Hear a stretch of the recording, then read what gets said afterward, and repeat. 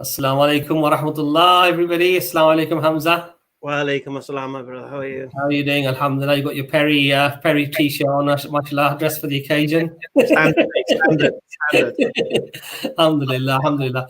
So, mashallah, today I wanted to do the stream really just to have a chat with you, because a lot of the brothers have been asking about things about where did Hamza come into Islam, and some of them heard your journey, but a lot of people still haven't. And mashallah, a lot of the other questions about, how you guys formed EFDawah and what have you. So I thought we could have a nice chat really. And so just find out maybe a little bit more about you, and let the viewers, inshallah, find out a little bit more about you as well.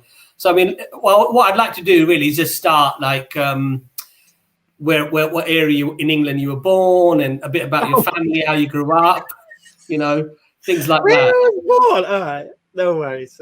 Yeah, it's good we're doing this, and it's been a long time coming. The reason I say that is what my previous testimonies, if you like.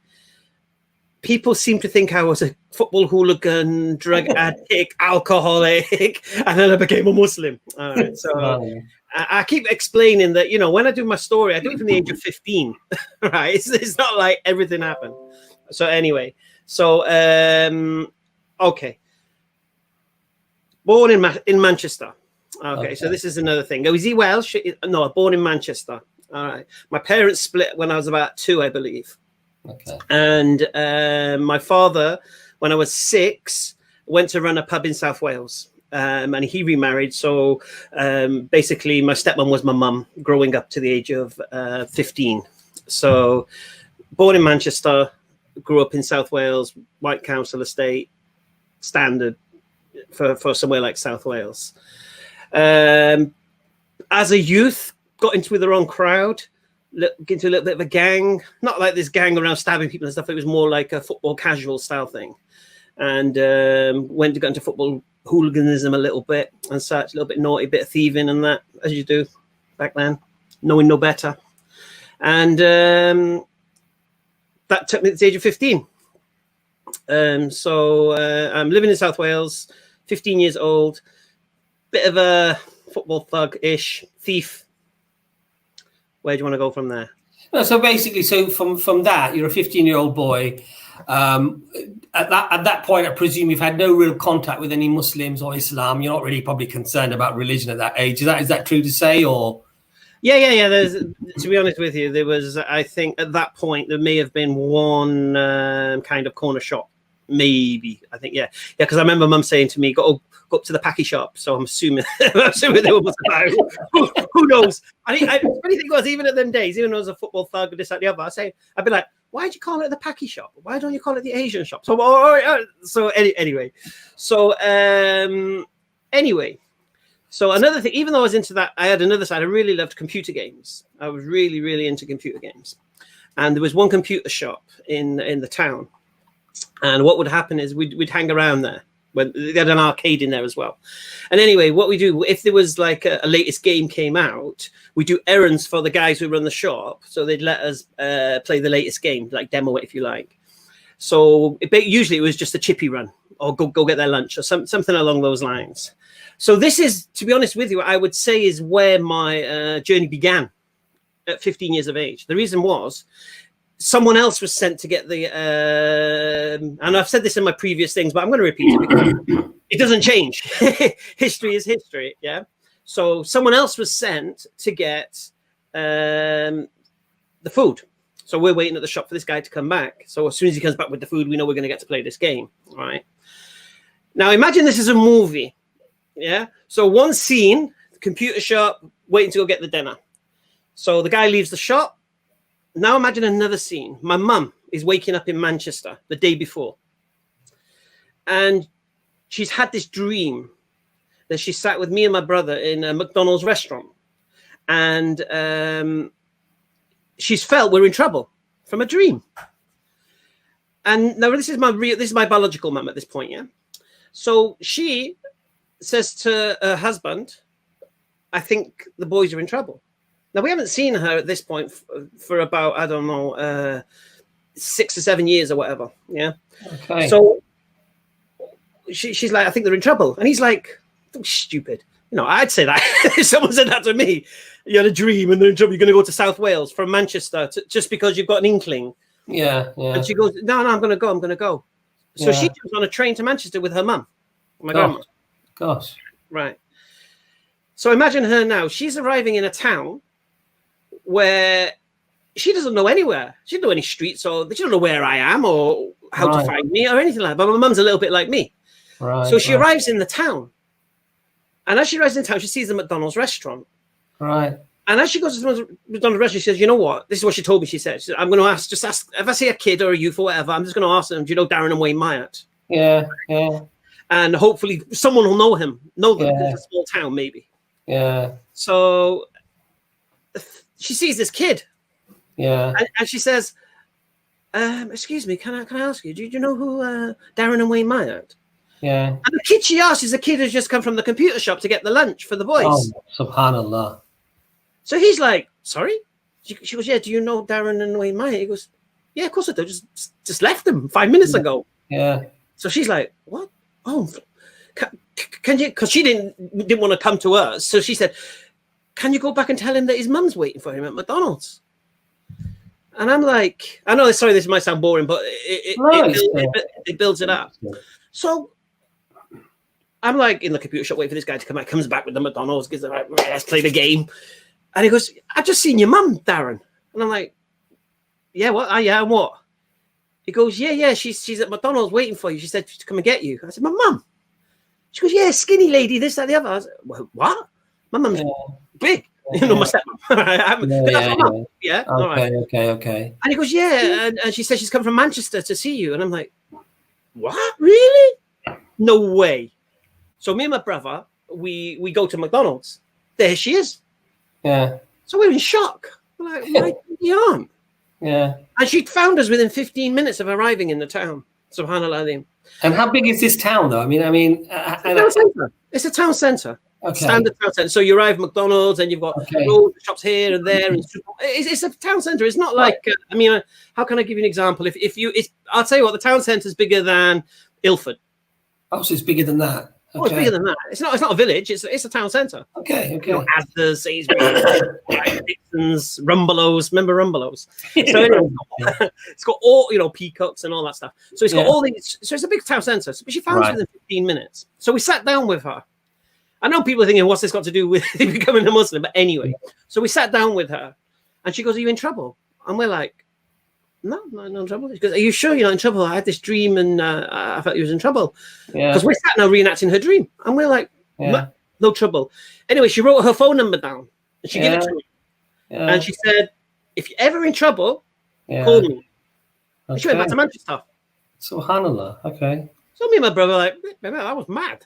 Where'd that come from?" Yeah. So we carry on our lives. Now, like I said, I was a bit of a thief. Yeah. And I had a golden rule whenever I was a thief. Yeah. Never go to the same place twice. Just in case they had a doubt the first time. But they couldn't quite put their finger on it. You go back a second time, they're on you. So this is right. So anyway, I don't know why I'm a bit of this more stuff. It is what it is. Yeah. So I have to say this because it's part of the story, right? Yeah. So I go to Sainsbury's, and I nicked a pot of gel and a brush because I was a bit of a Bros fan them days, the hair gel and all that. And I didn't have the gross bottle top, but I did have the hair. Right? So anyway, so it was so easy. That was easy, man. Let's go back and get some more. So we went back in. You're going to be amazed by all these coincidences that occur, though. It's unreal. This is why, subhanAllah, this is why I realize it's part of my journey. Yeah. So the first coincidence, mum having the dream. Second coincidence, coming to the town, meeting this geezer who actually just left me. Done. So that's so far. 2 weeks later now. So I said, let's go back in and nick some booze. So we went in to get some booze, but it was on top. It was like, you know what, now we're not going to get away with this. So we went to I nicked this big bar like Galaxy. I don't know why. You're bloody. You were eating. It's just. This is the mindset. It's madness. Yeah. So anyway, I used to wear this wax Barber jacket. So I took this big bar of Galaxy and put it in my pocket, and I left.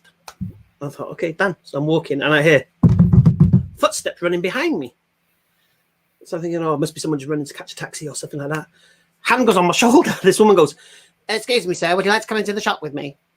And I'm like, sorry, and I'm trying to, you know, my excuses start coming out. So I'm like, I bought these elsewhere. She goes, bought what? I was like, oh, all right. So anyway, so first coincidence coming up, walking past this bin. I thought, you know what? If I get rid of the evidence, by the time I get to the office, I've got nothing on me. What's the problem? So I go past this bin, innit? So I go, drop it into the bin, yeah? Bin's just been emptied. She turns around. What was that? And she looks in the bin. She goes, that was very clever, wasn't it? Get it out. So I had to get the chocolate out of this flipping bin, right? So going back into the shop. Now, as we're going back into Sainsbury's, there's a shop nearby. It's like a home, you know, like a home furnishings kind of shop. Who comes out of that flipping shop at that moment? My dad and my mum. Oh, yeah, my stepmom.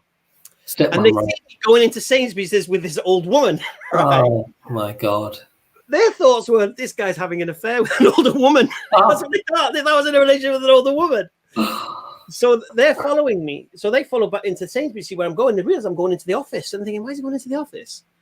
So anyway, so I'm in this office now, trying to explain away why I stole this, that, the other, you know, getting the third degree.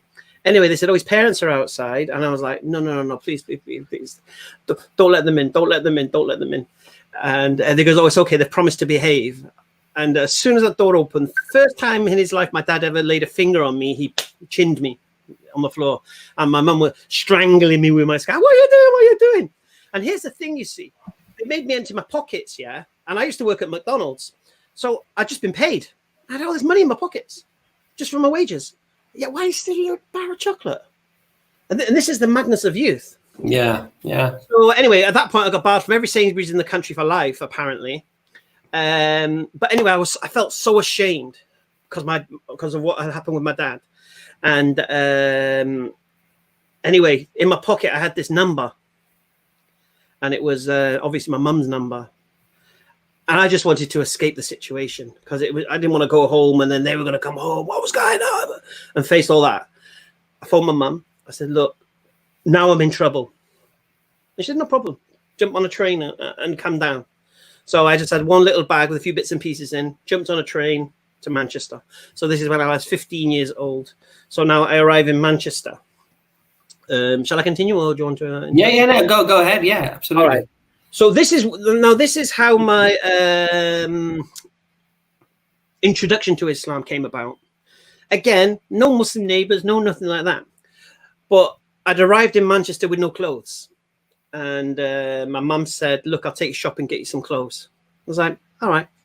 So we went to this jean shop, clothes shop. And she said, oh, can you give him a job? So she's already trying to find me a job. So she says to the guy behind the counter, look, can you give him a job? He's really, really good salesman and it'd be really good for you guys and that. And I'm thinking, Mum, what are you talking about? I've never done this before. What are you saying I'll be a good salesman for? Now, so I'm like, the guy's like, look, we only employ women. We only employ girls because they're the ones that attract the guys to buy the jeans, the men's, because it's a menswear shop, yeah. She goes, look, just give him a chance. Just give him a chance. He's just come from Wales. He's got nothing here. So the guy said, all right, I'll give him a chance. And they never employed women again after that. Yeah, they realized that they didn't need no girls to attract the geezers, just need the gifted a gab. So anyway, so this guy who I worked for, his name was Faisal, he became my best friend. And this was my introduction to Islam, but it wasn't an introduction into practicing Islam, an Islam that you would recognize, that I would recognize today. It was the fact that they were from Muslim heritage and they had that culture of taking care of the parents and the respect and this family orientation, which I'd never really experienced before in that way. Because my family were here, split here, some live in there, some live in there, family all back in Manchester. Do you get me? It was a mishmash. So this was my first encounter into culture. So one of the questions I want to ask you was that obviously, having these type of troubled youth interactions, possibly meeting the wrong people and doing wrong things like stealing or girlfriends, whatever it might be, drugs, smoking, whatever.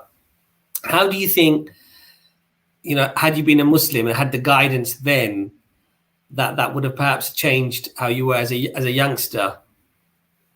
Yeah, because look, it's all peer pressure. It's all peer pressure. You do what your mates do.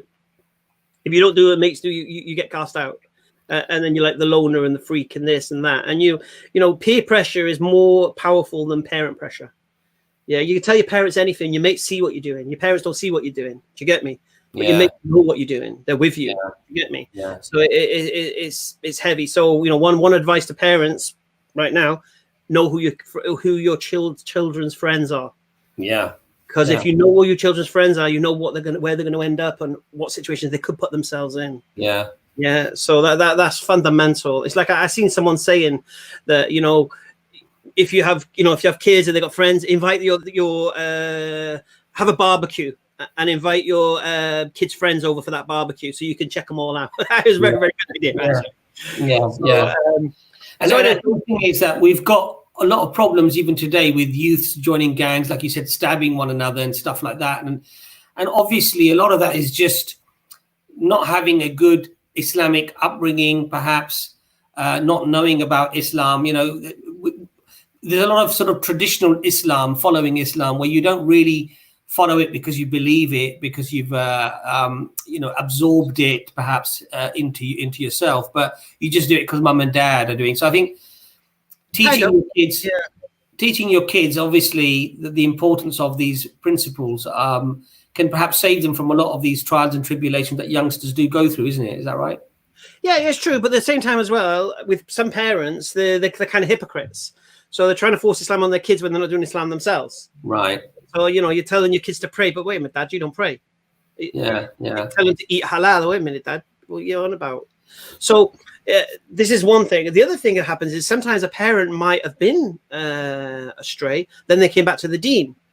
But that's a culture shock for the kid. All of a sudden they had a parent who didn't care what they did. Now all of a sudden they want them praying 5 times a day. Yeah.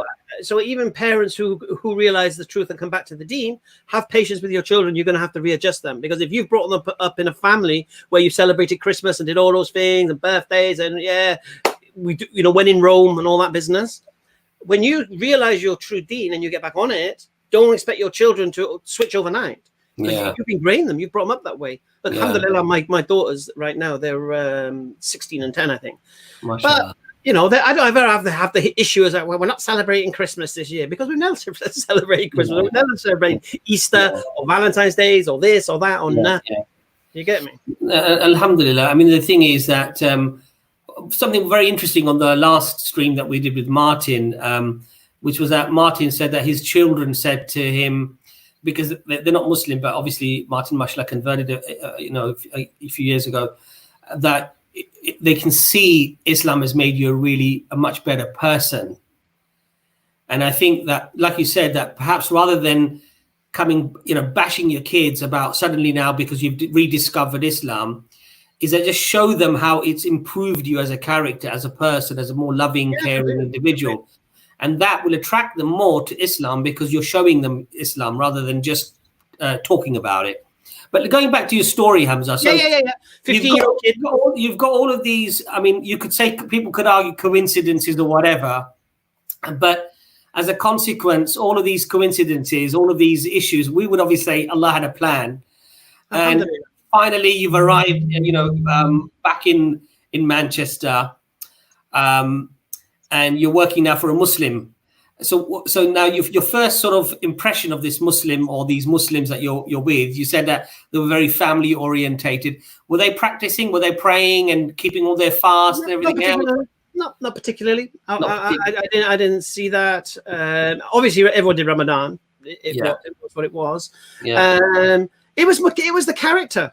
I didn't care whether they prayed 5 times a day at that point. Yeah. It was the character, and they were fantastic cooks. I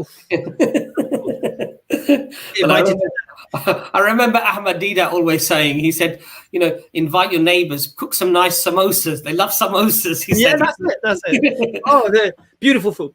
So anyway, my story continues. Yes. So because everything I've done in my life has built me to who I am today. So the way I behave and act and think, and it's without it, I wouldn't be the person I am today. And some of the things I did, like for example, this is how I am. This will you will understand how I embraced Islam and went for it. Yeah. So I'm 17 now, and I'm at my mum's house, and her stepdaughter comes visiting, because obviously she's remarried. So anyway, so she comes back. They've just come back from Zakynthos, so in Greece, a Greek island. Yeah. Okay. And they came, and you bring the photos. Oh, we did this, we did that. Look at this, look at that scene. Oh, beautiful. Look at how it is as we drink, whatever it was. Yeah. Painted this picture, and then her husband said to me, "Hey, Darren, you should get out there, because so many young English lads are out there. Go out, go and enjoy yourself." And I was like, "Really? All right." Booked a flight the next day. Right. So this is on a Wednesday. The next day. Flight the next day, one way. Right. 50 quid in my pocket. I just flew out there on my own. And I was out there for about 3.5 months. Madness. But there I witnessed dangers of alcohol and all this kind of stuff. Watching, because for some reason, no matter who you are, when an English person, I don't know if the other countries do this, I'd say it's true everywhere. As soon as you leave your home to go on holiday and you get off that plane, it's like you're in a movie, right? It's like nothing matters here. Yeah. When we go home, it's like a pit stop in life. Yeah. Come on, do what you ever. The women are like behaving like what? But they wouldn't behave that way back home. No. So it's madness. So I was there for 3.5 months. Came back. When I was 21, I went back again to Falaraki. Now this is like a bit more of a mess up Ibiza style island. And I stayed there 6 weeks. I couldn't handle it there. It was just debaucherous. And that was before the tourists arrived. That was just amongst all the workers. It was just like, SubhanAllah. I'm getting out of this. So this was my, this was me really realizing how bad alcohol was, even though I did a tequila slammers tour before I went home, I was laying on the road and madness. But the point is I experienced it. So see a lot of Muslims today, they've not experienced it. So what happens is they think everyone's having this good time. They see they're drinking, laughing, girls, that's all fantastic. It's all superficial nonsense. There was guys flying home to have AIDS tests, for example. Yeah, there's nothing there. You realize that people are artificial, and they need this artificial high because they can't deal with reality. So this is what holidays are. It's an escapism. Yeah, because they've turned their lives are so mundane. They need this excitement and they need this escapism. Otherwise, they can't handle life. But that's what they think. That's what they think, and that's what they've been encouraged to think. I'm not going to go into the 5 poisons, right? So, 21 now. I'm in a relationship with a girl. Sorry, you left working with these guys, obviously. Basically what happened, the shop closed. I left the shop to go fly to Greece. Okay. And when I came back, I worked for a little bit, then they closed the shop down. Okay. And after a while, the brother, Faisal, came to me and said, look, we're going to start markets. And they knew how good a salesman I was, because we used to do Sunday markets in Manchester. Okay. So he said, you know what? Let's do the market. So we fished around for markets and we found a market in Wigan. Okay. Which was suitable for what we did. Yeah. So we started this market in Wigan. And in Wigan, I met my girlfriend. Who's the mother of my 2 daughters. Right. And I met her there. And he met his future wife there as well in Wigan. Okay. So we're living in Wigan. Then I decide to move back to South Wales. Yeah, from Wigan. And he decides to move, because we had a bit of a fallout, whatever. And he decides to move to London to be with his family. Yeah. Okay. So I'm back in South Wales now, back with my family, my dad and that, whatever. Yeah. And he's gone to London. Yeah. Still no Islam. Still nothing. Yeah. It's not even on the horizon. Yeah. So living my life as usual. I've been with my girlfriend now at that point 6.5 years. And what happened? It was in February 2001. I passed my driving test. 27. Passed my driving test. Shame. 5 times it took me. 5 times. Oh, what? SubhanAllah. I was like, yeah, let's do it again. Oh my God. The amazing was the 6th time, right? Honestly, I was going to fail again. I know it, right? And then what happened? There was a speeding car coming the other way, yeah? And I did an emergency stop, and then I went and did a parallel park. And the instructor was so impressed. He said, "You know what? I'm just going to pass to you," because that was because it was such a dangerous situation. And reverse out of the way. Yeah. So anyway, so once I started to drive, then I started to drive to London to visit my mate. Okay. Right. So we're now in 2001. This is Faisal, right? Your mate Faisal. Yeah. Okay. So anyway, so he now is in London, and London at that time, Islam was getting taught in universities and all this, and it was going around, and people were going to people's houses and sitting down and learning, and it was a real kind of edge. You had Hizb ut-Tahrir going on, you had this, you had that, you had all sorts going on. So people started preaching to him about Islam, and he starts to think about things more now. So when we used to talk on the phone, he used to mention Islam, and I used to say to him, "Look, mate, are you praying 5 times a day?" Because I knew that if he wasn't praying 5 times a day, there's nothing else. If you're not doing that, don't tell me what else you're doing. Yeah. Because that's fundamentals, mate. If you ain't doing your basics, I'm not interested in anything else. Yeah. Just as Allah's going to say. Just when Allah looks at your book, He's not going to see how many neighbors you fed or how much money you give in charity or how good you were to the people. He's going to say, "Did you pray?" But even as a non-Muslim, you knew that it was important for Muslims to pray 5 times a day. Listen, mate, I do my due diligence, yeah? I don't want to talk about religion to anybody. So when someone comes to me trying to present a religion to me, I'm not going to, I need a way out. Okay. I need a way out because I'm not going to go into the deep into it. Yeah. So, okay. And I knew, you talk about religion, you're never religious, mate. Religion. You pray 5 times a day? No? Right, done. When you pray 5 times a day, come talk to me. Yeah. I'll be honest with you, this wasn't 2001, this was a bit earlier because I used to visit Faisal in London. And when I used to visit him, these guys used to turn up, a couple of Muslim brothers, young guys. Okay. Talking about Islam. "Oh, just come for a cup of tea, Faisal." I didn't really, I think to this day it was organized. Yeah, come. I didn't know, right? So Cam started talking, and obviously the first thing that you're going to attack, if you're speaking to a Westerner, the first thing you're going to go up against is the alcohol. Yeah. So they started saying, "Oh, this is they were doing the 5 poisons on me, basically." Yeah. And I was like, kind of have a point, mate. Yeah. You kind of have a point because it is bad. I've seen it. I've witnessed it. Mm-hmm. Then I said to myself, well, why am I still drinking it? Yeah. I'm thinking, you know what? You're right, mate. So I stopped drinking alcohol. Really? Okay. It was 2 years before. So actually, it wasn't 2027, it was 25 when I passed my test. Okay. Because I was visiting him. Yeah, so it was over a 2-year period. So anyway, I used to visit him, and we used to kind of half-assed kind of talks, but nothing specific, if you like. So I'm back in South Wales now, and I'm a financial advisor, which basically means that I'm the guy, and remember this is non-Islam, yeah. So I'm the guy if your house is getting repossessed, and the banks are going to send the bailiffs to you, and they're going to take your property off you. Yeah, I'm the guy you call. I'm the guy you call me, and I say, okay, relax, stop, no problem. First of all, stop the repossession. Second thing, I'll remortgage you with another company, and so that the company you owe the money to will get paid off. You'll end up with an extra, say, $5,000 in your pocket, and your payments will probably be less than what you were paying right now anyway. That was me. I was brilliant. Alhamdulillah. Astaghfirullah. but I was good. I was good at it. Yeah, I was like the Robin Hood, if you like. I would solve your problems, basically. That's what I did. Yeah. And that's why I was so good at it, right? Yeah. So, and what we did then, we set up master brokers. So we became master brokers, and we set up brokers like in Bolton and places like that.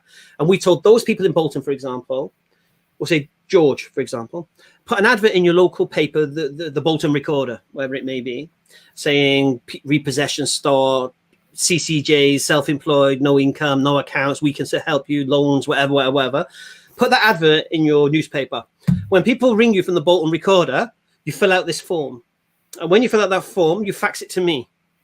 Once you fax it to me, I'll deal with it from that point. So they would then get a commission for that. Do you get me? And then what I would do is I would find a lender who would sort them out. I would charge the client 500 quid for the pleasure, and the lender would give me 500 quid for the pleasure. So it was easy. So we had this kind of mini network going on. And then what happened, I ended up, for somehow, I don't know how it happened. I don't even know to this day whether it was a scam or not. I don't know. But ended up getting in contact with some American businessmen. And they said they had 100 million to lend to the UK in car finance. and they'd seen our network of brokers, and they thought they could use that network to push their product through. So I'm like, all right, sounds like a plan.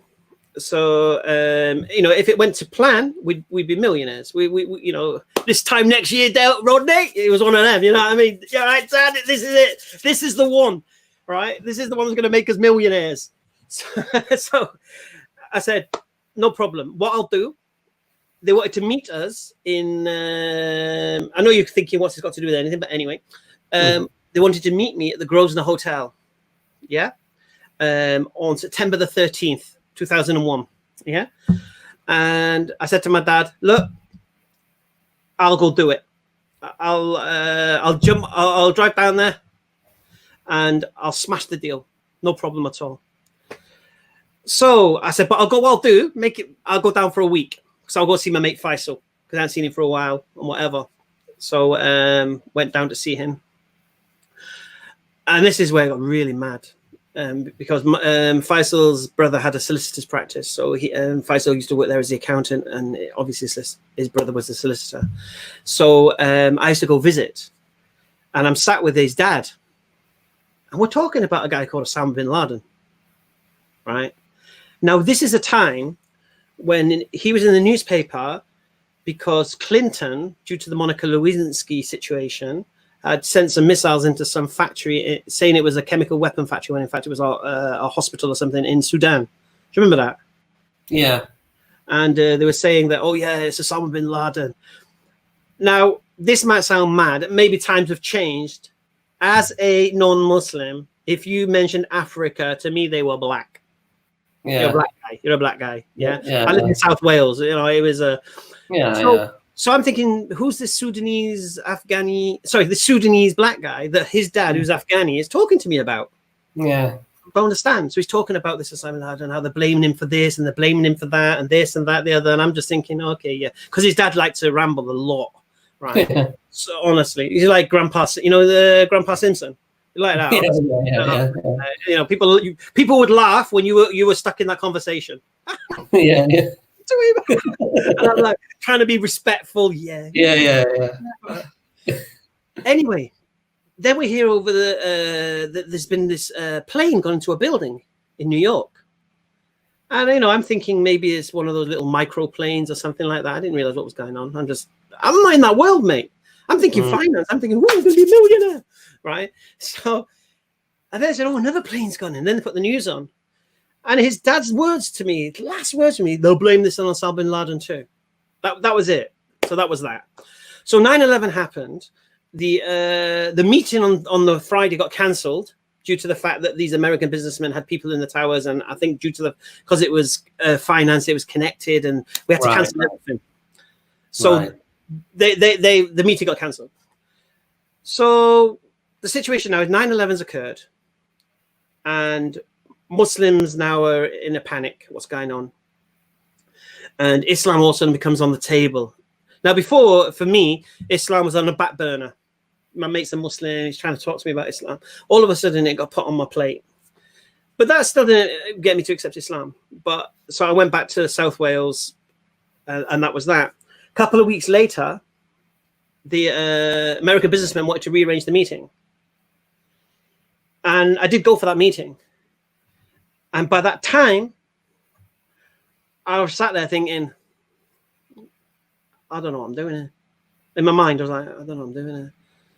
I want to be a Muslim, I think. I can't do this if I'm a Muslim. What am I doing here? I'm wasting everybody's time. And the minute silence was going on outside and whatever. And I was like, what am I doing here? But why were you having those thoughts, though? Because of the conversations with your friend, or was it that you were doing some research yourself? Right. Well, so what happened, in that 2-week period? Yeah. Well, my mate tried to speak about Islam again, and I said, are you praying 5 times a day? And he said, yes, we all are. Oh, okay. We all are. Meaning even his wife, who was really not really a Muslim as such, just married him for the family to be happy. Yeah. Everyone's praying. Yeah. And I'm like, what, even Mandy? Everyone's praying. Yeah. So what this had done now, it made me, I'd lost my get out of jail free card. Right. I had escaped the conversation every single time. When you believe what you believe, then come and talk to me. When you don't believe it, agree with it. And then they started praying. So then when I started listening and I started reflecting, I'd already been convinced of a creator at that point, but I just didn't believe in religions. I didn't believe in all of this kind of thing. But then I was looking at the teachings of Islam. We talk about the alcohol thing and all of these things. And even many times, like, for example, I was in a pub and everyone at this time this is only like a 2-3 week window, don't forget, from 9/11 to when I exited Islam.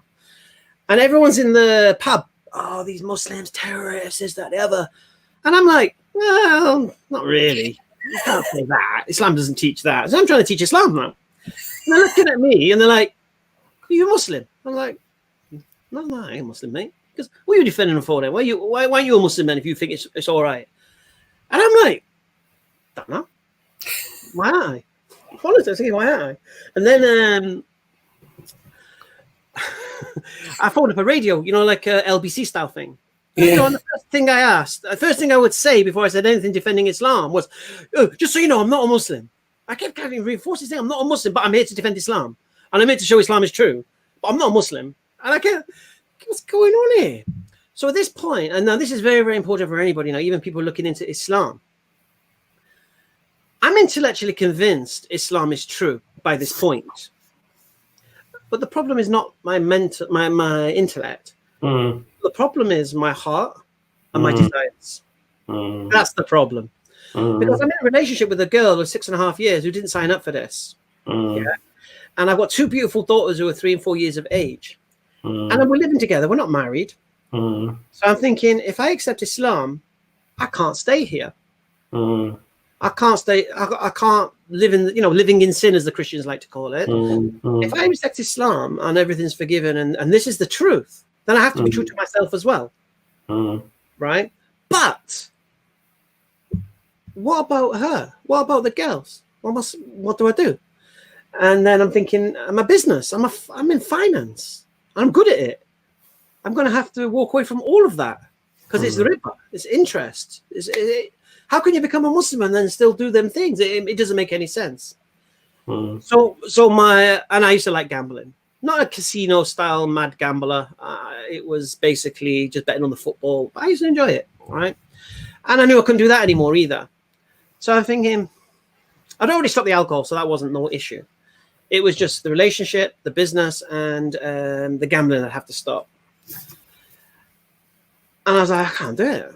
I know it's true, but I just can't leave these things. I can't leave my girlfriend. 6.5 years is a long time. 2 daughters. I've had this accusation, oh, you abandoned your daughters for Islam. No, not at all, mate. Right. So here's the thing. So I'm in this situation. What do I do? I said, you know what? I just have to put it to the back of my mind. Even though intellectually I know it's true. I just can't do it. Because let's just say, even if I had the heart to say, you know what? I have to leave my girlfriend. I have to leave my daughters. I have to stop my business. Where am I going to live? Yeah. I live with my girlfriend. How am I going to have income? I'm in business with my dad doing finance. It's going to stop. It's going to stop overnight. So I was resisting all of this stuff. And then until I was going to see a client about a loan, and I was driving on the motorway and it was raining really, really heavy. And I hadn't seen they put cones in one of the lanes to close it off. And I drove into these cones. And I can skid into this halt in this rain pounding down on the car. It's like a proper movie, man. You could make a movie out of this, honestly. Right? Netflix, are you watching? Right. So anyway, there's rain pounding on the car. And I was just sat there in silence. It was just thinking, I could have died. At this moment in time, that could have been it for me. I could be dead. And then I would be saying goodbye to my girlfriend, and I would be saying goodbye to my daughters, and my finance business would end, and I wouldn't be able to gamble no more. Obviously, I'd have somewhere to live, and I wouldn't have to worry about the income. But the point here is this. I realized at that point, everything that I was holding on to was just simply temporary. It wasn't going to last forever anyway. So then the question needs to be asked, what am I holding on to these things for? For what? And what is the price of holding on to these things? This is temporary. Death is forever. And it was at that point that I said, you know what? I ain't waiting no more. I spoke to my mate. He said, look, don't worry. Come and live with me. Faisal. Imagine this, Faisal. From the age of 15. Yeah? The stream. Yeah? Don't worry. I'll give you a room in my house, man. You can come and stay there. And my brother will give you a job as office manager in his solicitor's practice. And I'm like, wow. So I've got somewhere to stay now. And I've got an income. I have to do it. So I went to my girlfriend, explained things to her. Obviously, didn't get it. Now the irony is this, and I hope my daughters see this, because my daughters are 21, 22 now, and I don't know what they've been told about me. They may have been told things, oh, he was like this, your dad, and he used to gamble, and he used to drink, and he used whatever. You know what? I'll be honest with you. I'll say it. I want to slap that geezer now. What the hell were you doing, mate? But I can't do anything. I can't reverse the time. So anyway, where was I? I was talking about my so basically you've got a place to stay now. So she didn't get it, and she would have married me the next day if I wasn't a Muslim. Yeah. And the irony is this: she'd heard the same things about Islam that I had heard. So this wasn't a case of me learning about Islam and she didn't know about Islam. She was with me hearing the same things, agreeing to the same things, accepting the logic of the same things, but she couldn't get past the nuffs and the the nuffs and the thing that I got past. She can get past that. Yeah. So I said, look, I'm gonna have to leave. Faisal said I can stay at his place. I'm gonna go live there. I'll give you time to reflect and contemplate on what you want to do going forward. But I can't stay living here, and I've got a place to stay. It's going to be in London. So I did like a mini hijrah. My father couldn't get it. He said, why can you not do the business for 6 more weeks? I said, Dad, I can't do it for 1 more second. I'm going to be a Muslim. I can't do this. Now, this is not saying this is how you have to behave as a new Muslim, but this is just me. Jump on a plane, 50 quid in my pocket, one-way flights, 3.5 months in Greece. I just make moves. And that was that. So I came to London, and it was Ramadan. So I accepted Islam, and mashallah, straight into Ramadan. And I've said this before, and I'll say it again. This was one of the key things I noticed, the difference in cultures. See, when I used to be back in my day in the pub and whatever, I used to play pub Sunday football. And then after the football match, you'd go back to the pub about 12, 1 o'clock, and trays of sandwiches would come out. And what would happen is the alpha male would get the lion's share of the good sandwiches, right? Then his mates, his cronies, would then get the next lot. And then if you're not in that crew, then you'll be left with whatever's there.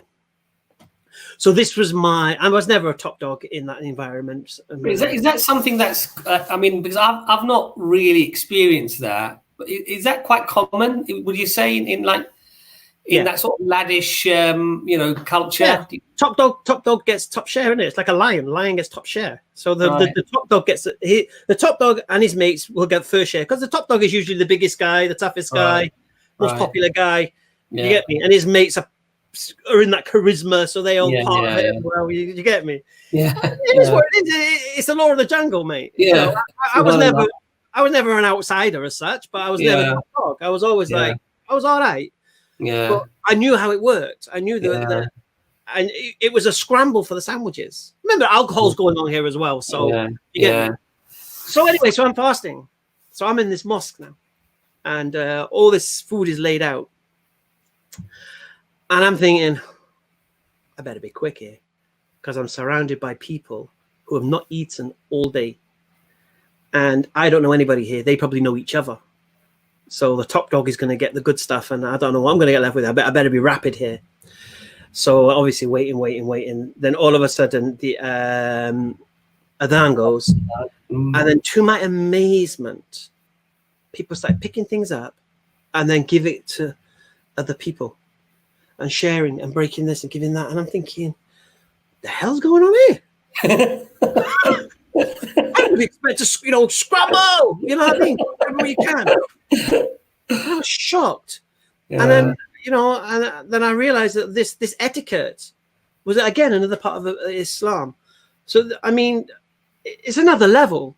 The idea that people think Muslims are barbaric and this and that, and etiquette is just another class. It's just another level, So that was my first experience of Ramadan, alhamdulillah. How old am I now? Yeah. And then 4 months later, then I wanted to get married. So I'll go up to the marriage, then you can continue it. So then I wanted to get married. So I said to my friend, how do you get Sorry, married? just going back to, so your ex-girlfriend, obviously she didn't want to convert to Islam. Oh, sorry. Yeah. So Sorry. I give her 10 weeks. I said, Okay. look, I'm going to give you 10 weeks to reflect upon this. Yeah. I'm speaking to her on the phone, trying to explain things to her. Look, we can do nikah. You don't have to be a Muslim. We can do, but I just need to be married to you, to live with you. Can't live with you if we're not married.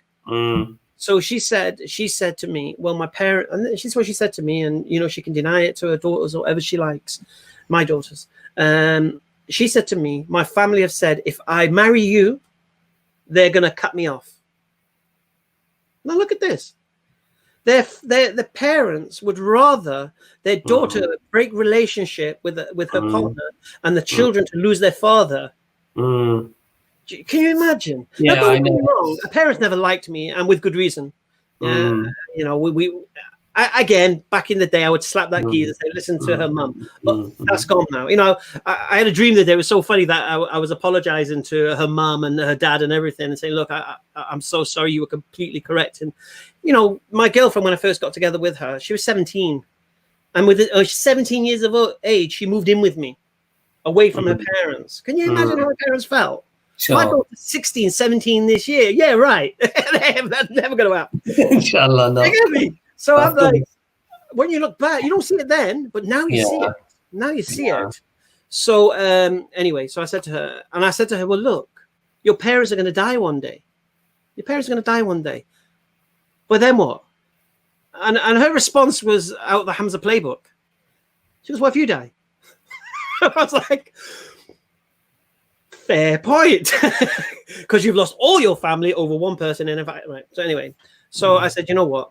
Fine, that's it. I'm not going to fight you for custody of my girls.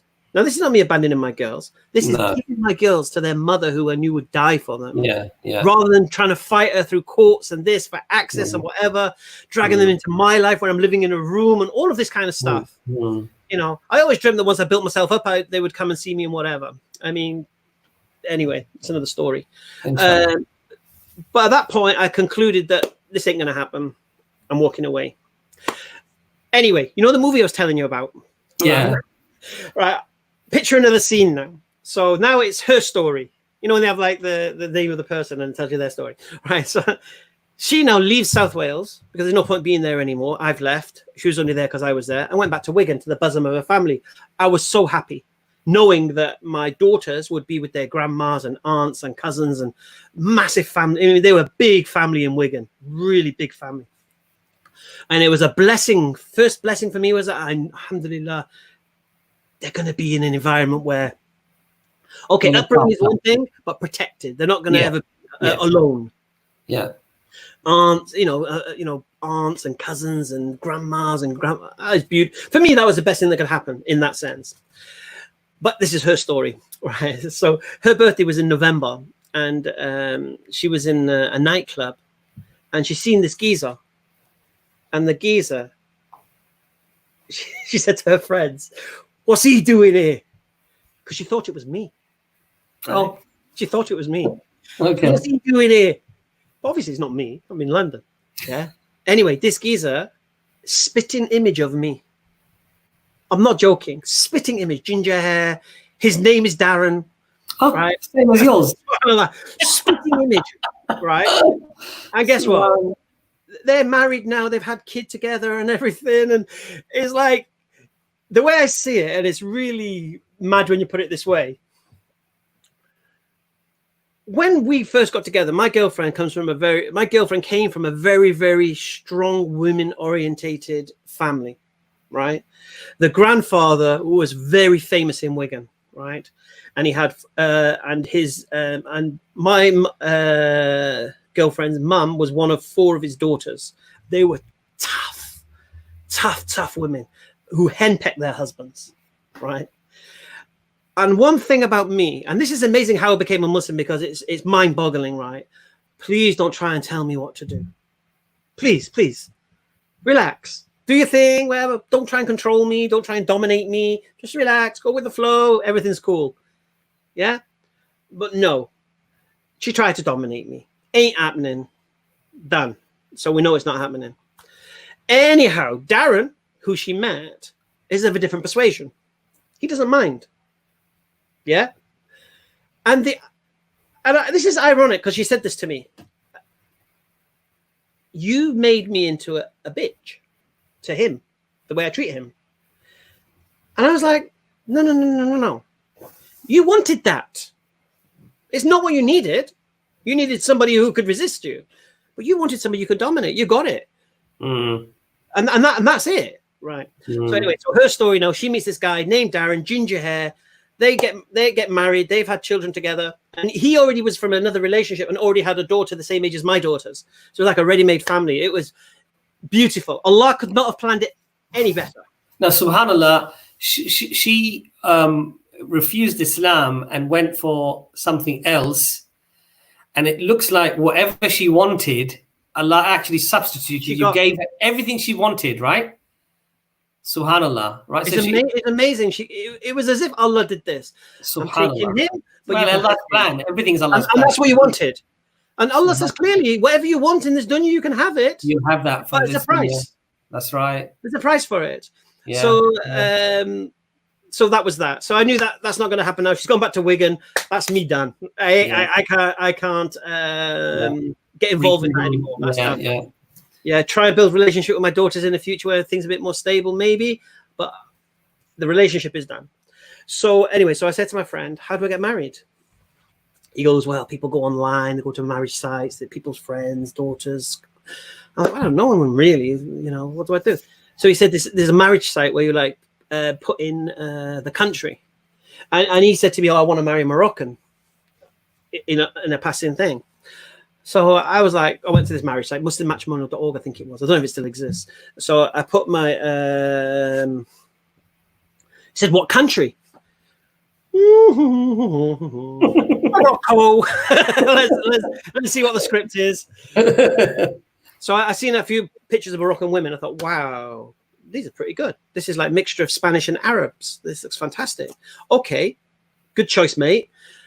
But now I have to be less superficial. So I don't want to see someone's picture and then try and justify things. Yeah. So I'm not going to look at their pictures. I'm just going to read what they wrote. And there was a lot of them saying, "Oh, I want to get married in Europe and this and that and la. And then I read one that says, "I'm a simple girl from a simple family. I prayed my 5 times salat, alhamdulillah, and I'm looking to get married." Alhamdulillah. And I thought, wow. And there was another one that was really nice as well. So I thought, right, it's between these guys. Let's look at their pictures. I looked at one picture, monobrow, not for me, mate. Right? I'm sorry, I have to pick the picture in it. And her name was Bushra. And I was like, no. And then there was another one, Hakima, which is my wife. And I was like, wow, she's the most beautiful girl I've ever seen in my life. I want to marry her. I'm going to marry her. Right? Everyone around me laughing. Shut up! You're not marrying her. Imagine I'm sat in an office in London. I'm going to marry her. I'm going to marry her. They're like, yeah. Of course you are, mate. I am. This is the test from Allah came. Listen to this test that came from Allah at this point, though. Because I sent the marriage request to Hakima. Now, with this Bushra, when I seen her picture, I tried to close down the picture. I was like, nah, that's not good for me. And he kept going, brr, brr, brr, brr, brr, kept pumping up this picture of Bushra. I'm like, please, let me like, no. It came to a point where I had to switch off the computer because I couldn't get rid of this picture. This picture haunts me, right? So anyway, I sent this marriage request to this Hakima. And that was that. Anyway, I get an email response from Bushra. And I'm like, what? Bushra? No. Did I send her a marriage request? No. I thought I said to Hakima, to Bushra. Oh, my kitty aunt. I said, what do I do now? Do I respond? Do I ignore it? What do I do?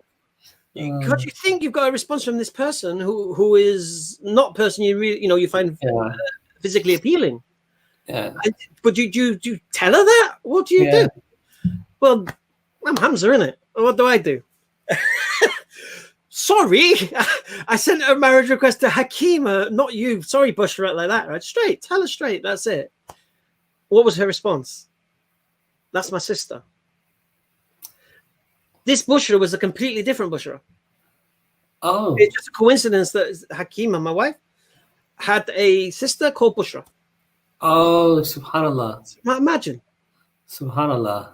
I mean, that's just amazing. Yeah. Amazing. And subhanallah, within 2 to 3 weeks, I was in Morocco. I won't tell you all the details of that because I don't want to get into her family details. But all I'll say is 2 to 3 weeks later, alhamdulillah, everyone mocking me. Everyone was saying, "You're not marrying her." I said, "Listen, mate, marrying her. A beautiful step, marrying her. No way, I'm marrying her." Everyone laughing. Ha ha ha. Then they started going, because she started replying to the emails, isn't it? So then she didn't reply to the emails. What would happen? The email would go to Canada. I get translated into Arabic, and then from there it would go to Morocco. And then her response would come in Arabic to Canada, translated to English. So we had like a chaperone between things. It was amazing. Subhanallah. So sorry, who was in Canada? Who was in Canada, or is that part of the service or something? Bushra. Oh, her sister was in Canada. Yeah. Subhanallah. Okay. She was monitoring her account. Okay, mashallah. So you had a chaperone, basically, mashallah. Her sister was actually, making sure that you were the right person, like, vetting you. Alhamdulillah. Subhanallah, amazing. So anyway, so everyone's saying to me now, because she was responding, isn't it? So then they're saying now, "Oh, you know what it is, innit?" I said, "What is it, mate?" He goes, and this is how Shaitan works, amazing. He goes, "You know what it is? They're models." Because this is how good looking she was. They're models. And they put them on these marriage sites to entice you. So you'll because you have to pay a subscription, I think, to these things. Oh, I see. $10 a month or something. And when you see these beautiful women, you subscribe to it. And I'm like, yeah, all right, mate, no worries. I don't believe you. I believe she wasn't marrying me. Pointing and laughing. Right, okay, no worries. Anyway, when they realized I wasn't listening to that, they said, "You know what it is, don't you?" I said, "Come on, tell me what it is now." He goes, "It's her brother or something, isn't it? He's playing a trick on you. He's pretending to be this girl and he's sucking you in like catfishing you, messing you around." And I'm like, please, shut up. I'm marrying this girl. Laughing and pointing at me again. Didn't work. So then the last thing they tried, and this is not them trying, this is Shaitan trying. Oh, she just wants a visa. She just wants to come here. She wants to come here, get a red passport, and then after that, she's going to leave you. I said, "Listen, mate, I don't care what you guys say. I'm going to Morocco and I'm marrying her." Alhamdulillah. Her sister is like, "No, don't come to Morocco." Oh. Said, "What?" She goes, "Yeah, no, just get engaged first." I said, "Listen, I ain't interested in no engagement. Yeah, alhamdulillah, I'm going to get married. We're going to get married. That's it. Done." Yeah. Alhamdulillah. And sister was in shock because I just flew to Morocco. And alhamdulillah, there was a bit of persuasion needed, but alhamdulillah, so from first sending the email to her, 2 to 3 weeks later, I was in Morocco and mashallah, I got married. Alhamdulillah. And then the June the following year, mashallah, she was here. July the following year, I think it was. She was so I thought I had the record. I had 4 weeks, but you've even beaten me on that. 3 weeks, mate. No better. And the amazing thing is, you know what record I have? Yeah. I turned up in Morocco like a proper joker, right? No paperwork, no consulate letter, no nothing, right? Just stand up there, mashallah. The red tape in Morocco to get married is next level. Yeah. Mashallah, we smashed it in 3 days. Everything legal, this, that, whatever it may be. All the courts, this, that. Her brother was instrumental, subhanallah. Mashallah. And, alhamdulillah. So. Alhamdulillah. So the lessons out of that is, if you believe in something and it appears rational, go for it, man. Don't be afraid. Don't let other people put you off. Because I could easily listen to these guys. Yeah, you're probably right. It makes sense. Could be a model, could be this, could be that. But alhamdulillah, I made 2 weeks of tahajjud. 2 weeks of tahajjud, yeah? To marry her. Allah, just make her my wife. Allah, just make her my wife. Allah, just make her my wife. Subhanallah.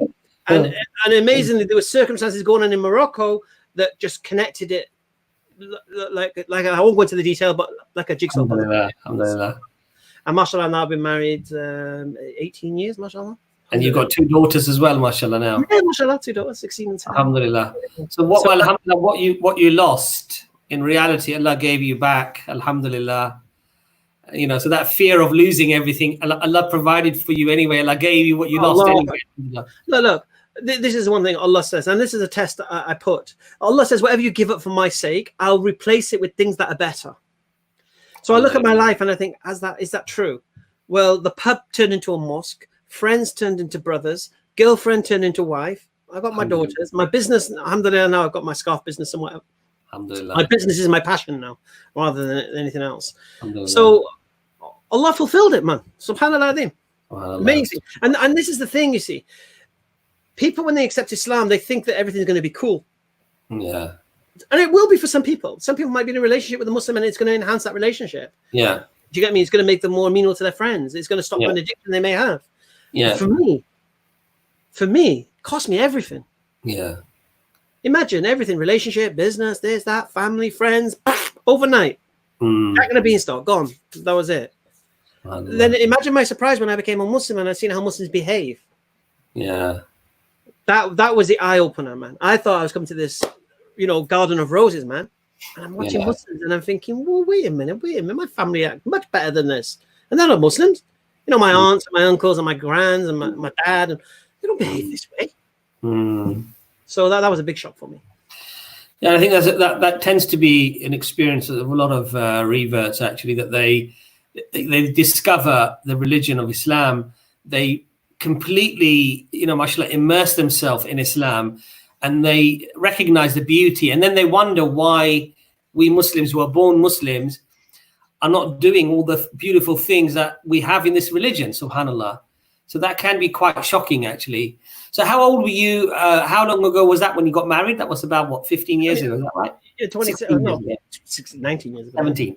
No. I got married February 2002.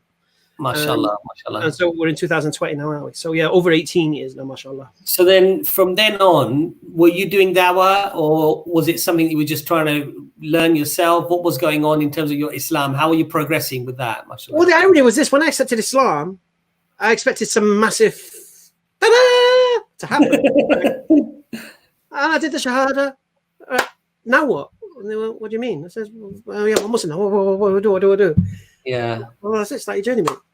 Yeah. So from that point on, I just ate books. I just started reading books and looking into this, looking into that. Maybe reading the wrong books. I don't know. Yeah. I just read whatever I could, trying to understand the religion. Yeah. And I'll be honest with you, I was a tyrant. I was haram police for Muslims around me, man. You were in trouble if you smoked around me. You were in trouble if you didn't come to pray. I would question your deen, mate. I'll give you an example now. I don't want to name the name of the establishment, but I'll give you an example of how what's the word, zealous I may have been. So there was a restaurant near this solicitor's practice, and they never shut on Jummah. And I used to go in and say, brothers, it's Jummah, innit? You need to pray Salah. You shouldn't be doing business now. You should close your shop. Yeah, it's lunch hour. The college, this, that. It's our busiest time. Sorry, what? Yeah. This is when we make our money at this time, lunchtime, whatever. And I'm like, all right. So every time they're open, and I couldn't get it. So I thought, wait a minute. Let me ask you a question, boys. What? I said, is your meat halal? They're like, yeah. Why? I said, are you sure it's halal? Yeah, look, halal. Yeah. But you guys seem to care more about money. And I believe halal meat's more expensive than haram meat. So why will you've clearly shown you don't care about the deen because you don't want Jummah because you care more about the money. So why should you have halal meat? SubhanAllah, this is no word of a lie. They shut them every Friday for Jummah. MashaAllah.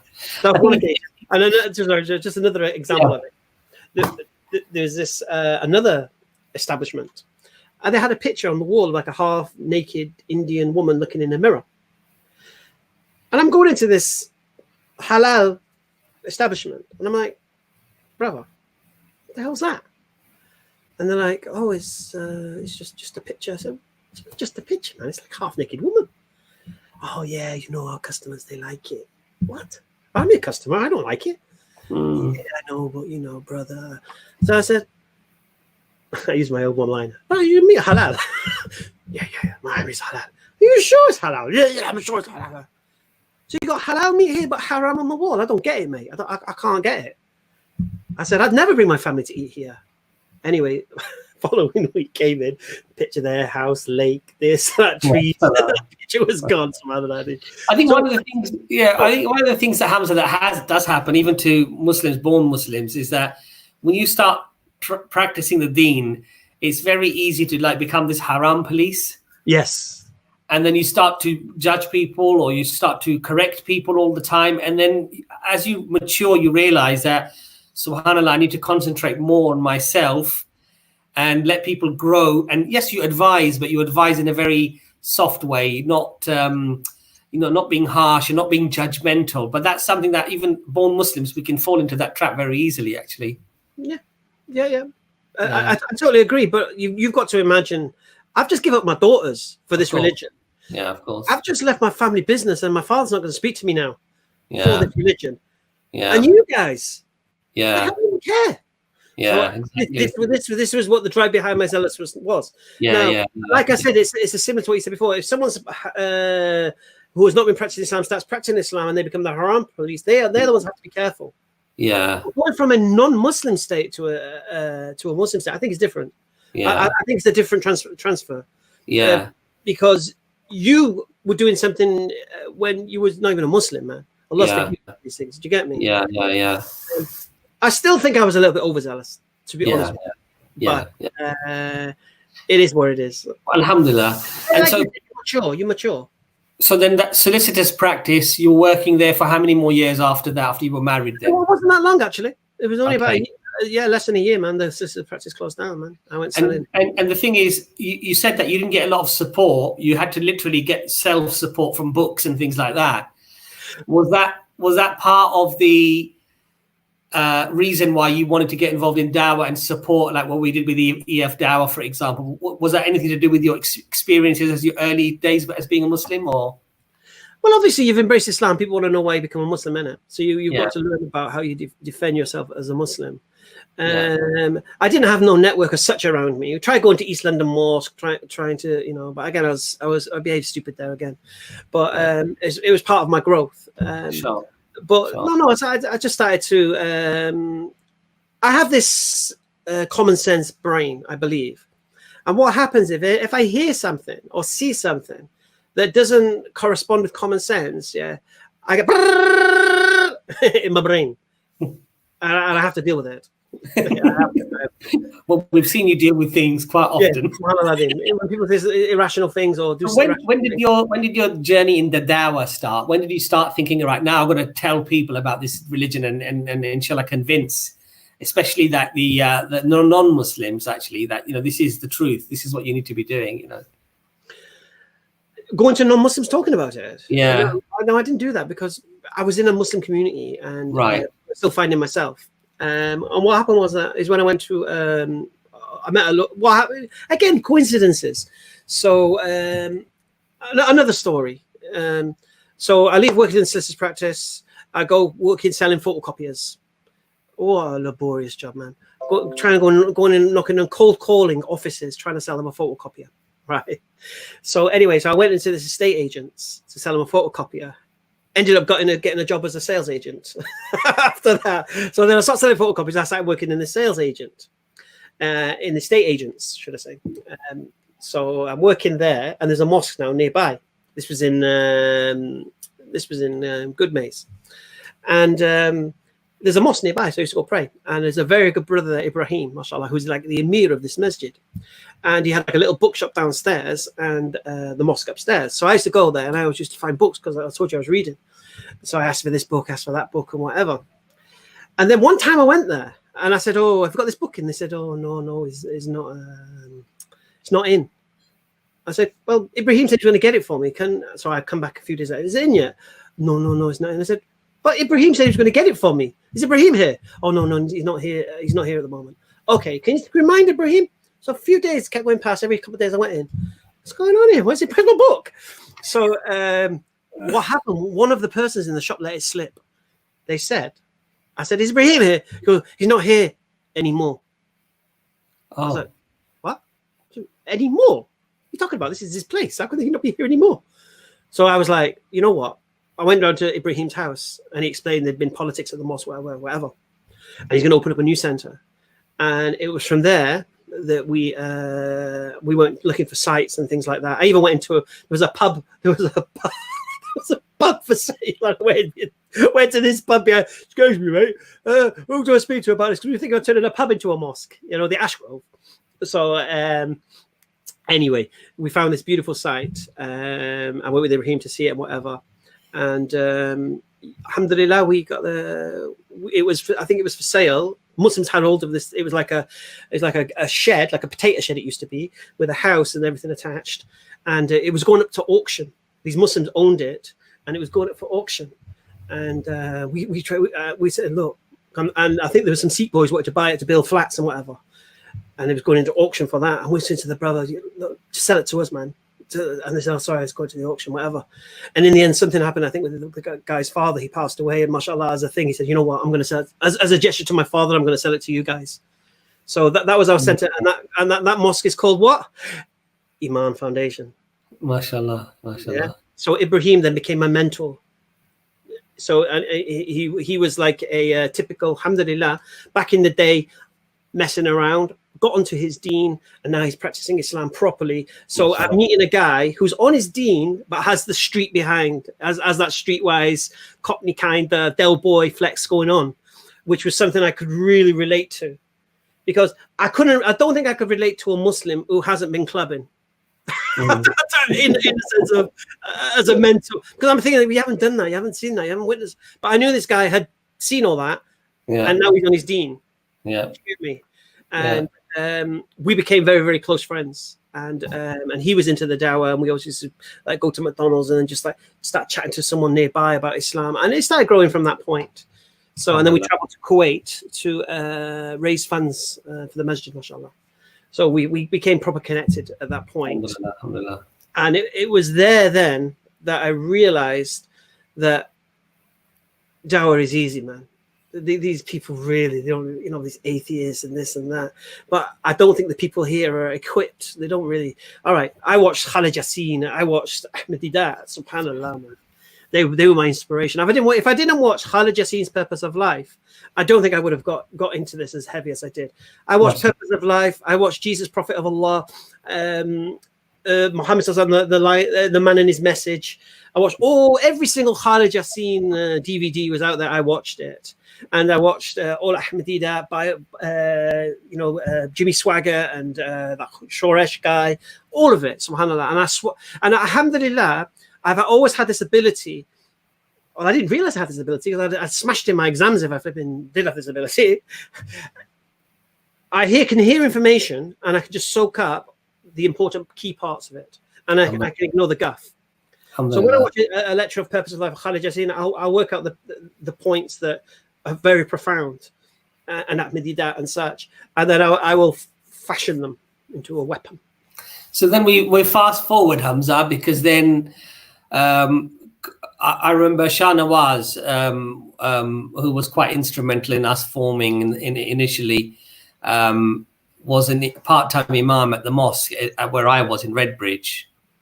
And I think before that, you and I, coincidentally, I had a coffee shop and you just popped in with Ibrahim said to me, I'm going to take you somewhere now for the best coffee you're ever going to taste. Yeah. Right? And and he took us to this coffee shop in a Jewish area. Yeah. And there was this really charming guy called Ars there. And we started talking nice. And I think there was a Jewish girl there. We did a bit of Dakwah with that Jewish girl there. Was it a Jewish girl or something? Yeah. At that time? There was I think there was a man I was talking to at the counter. I think he was a teacher or something, and it was just about Islam. And I think then you stepped in and you said some stuff as well. And that was like our first little meet, that was our first little sort of meet. And then I remember it was Shah Nawaz. I think you guys had already been going to the churches for these discussions. No, I didn't want that one. All right, you wasn't? No. Okay. So the first time that I came to Leigh Street at the church, because it was recommended that we come and have a meal with the Christians. I'm pretty sure the church came after my Dakwah courses at the mosque. Okay. Because what happened was, I'm channeling Ahmadiyya and Khalid Yassin, man. Right. I'm telling anybody who will listen. You know, I'm in the marketplace selling videos and DVDs and computer games, and at the same time, I'm preaching Islam. Yeah, you know, I have so many shahadas in the marketplace selling normal stuff. Do you get me? I was just channeling this. Subhanallah. I was playing Khalid Yassin off a CD player. It was awesome. So what happened was, I thought, you know what? I think I can teach people some basics here. So I said to Ibrahim, look, can I just have one of the rooms on one night, a Monday night or something like that? And I don't know, it wasn't a Monday, it was a different night. Anyway, can I have the night? And I can teach the people. So I started a little mini Dakwah course. And I think you turned up with Shanawaz and Dr. Imran, Khalid, and a few other bits and pieces. Came in, joined my Dakwah course. So I'm there trying to teach. Now you have emotional atheists, logical atheists, breaking down Christians into Jehovah's Witnesses. I was doing a little mini kind of flex. I mean, honestly, there's only about 15 people turned up to my little course.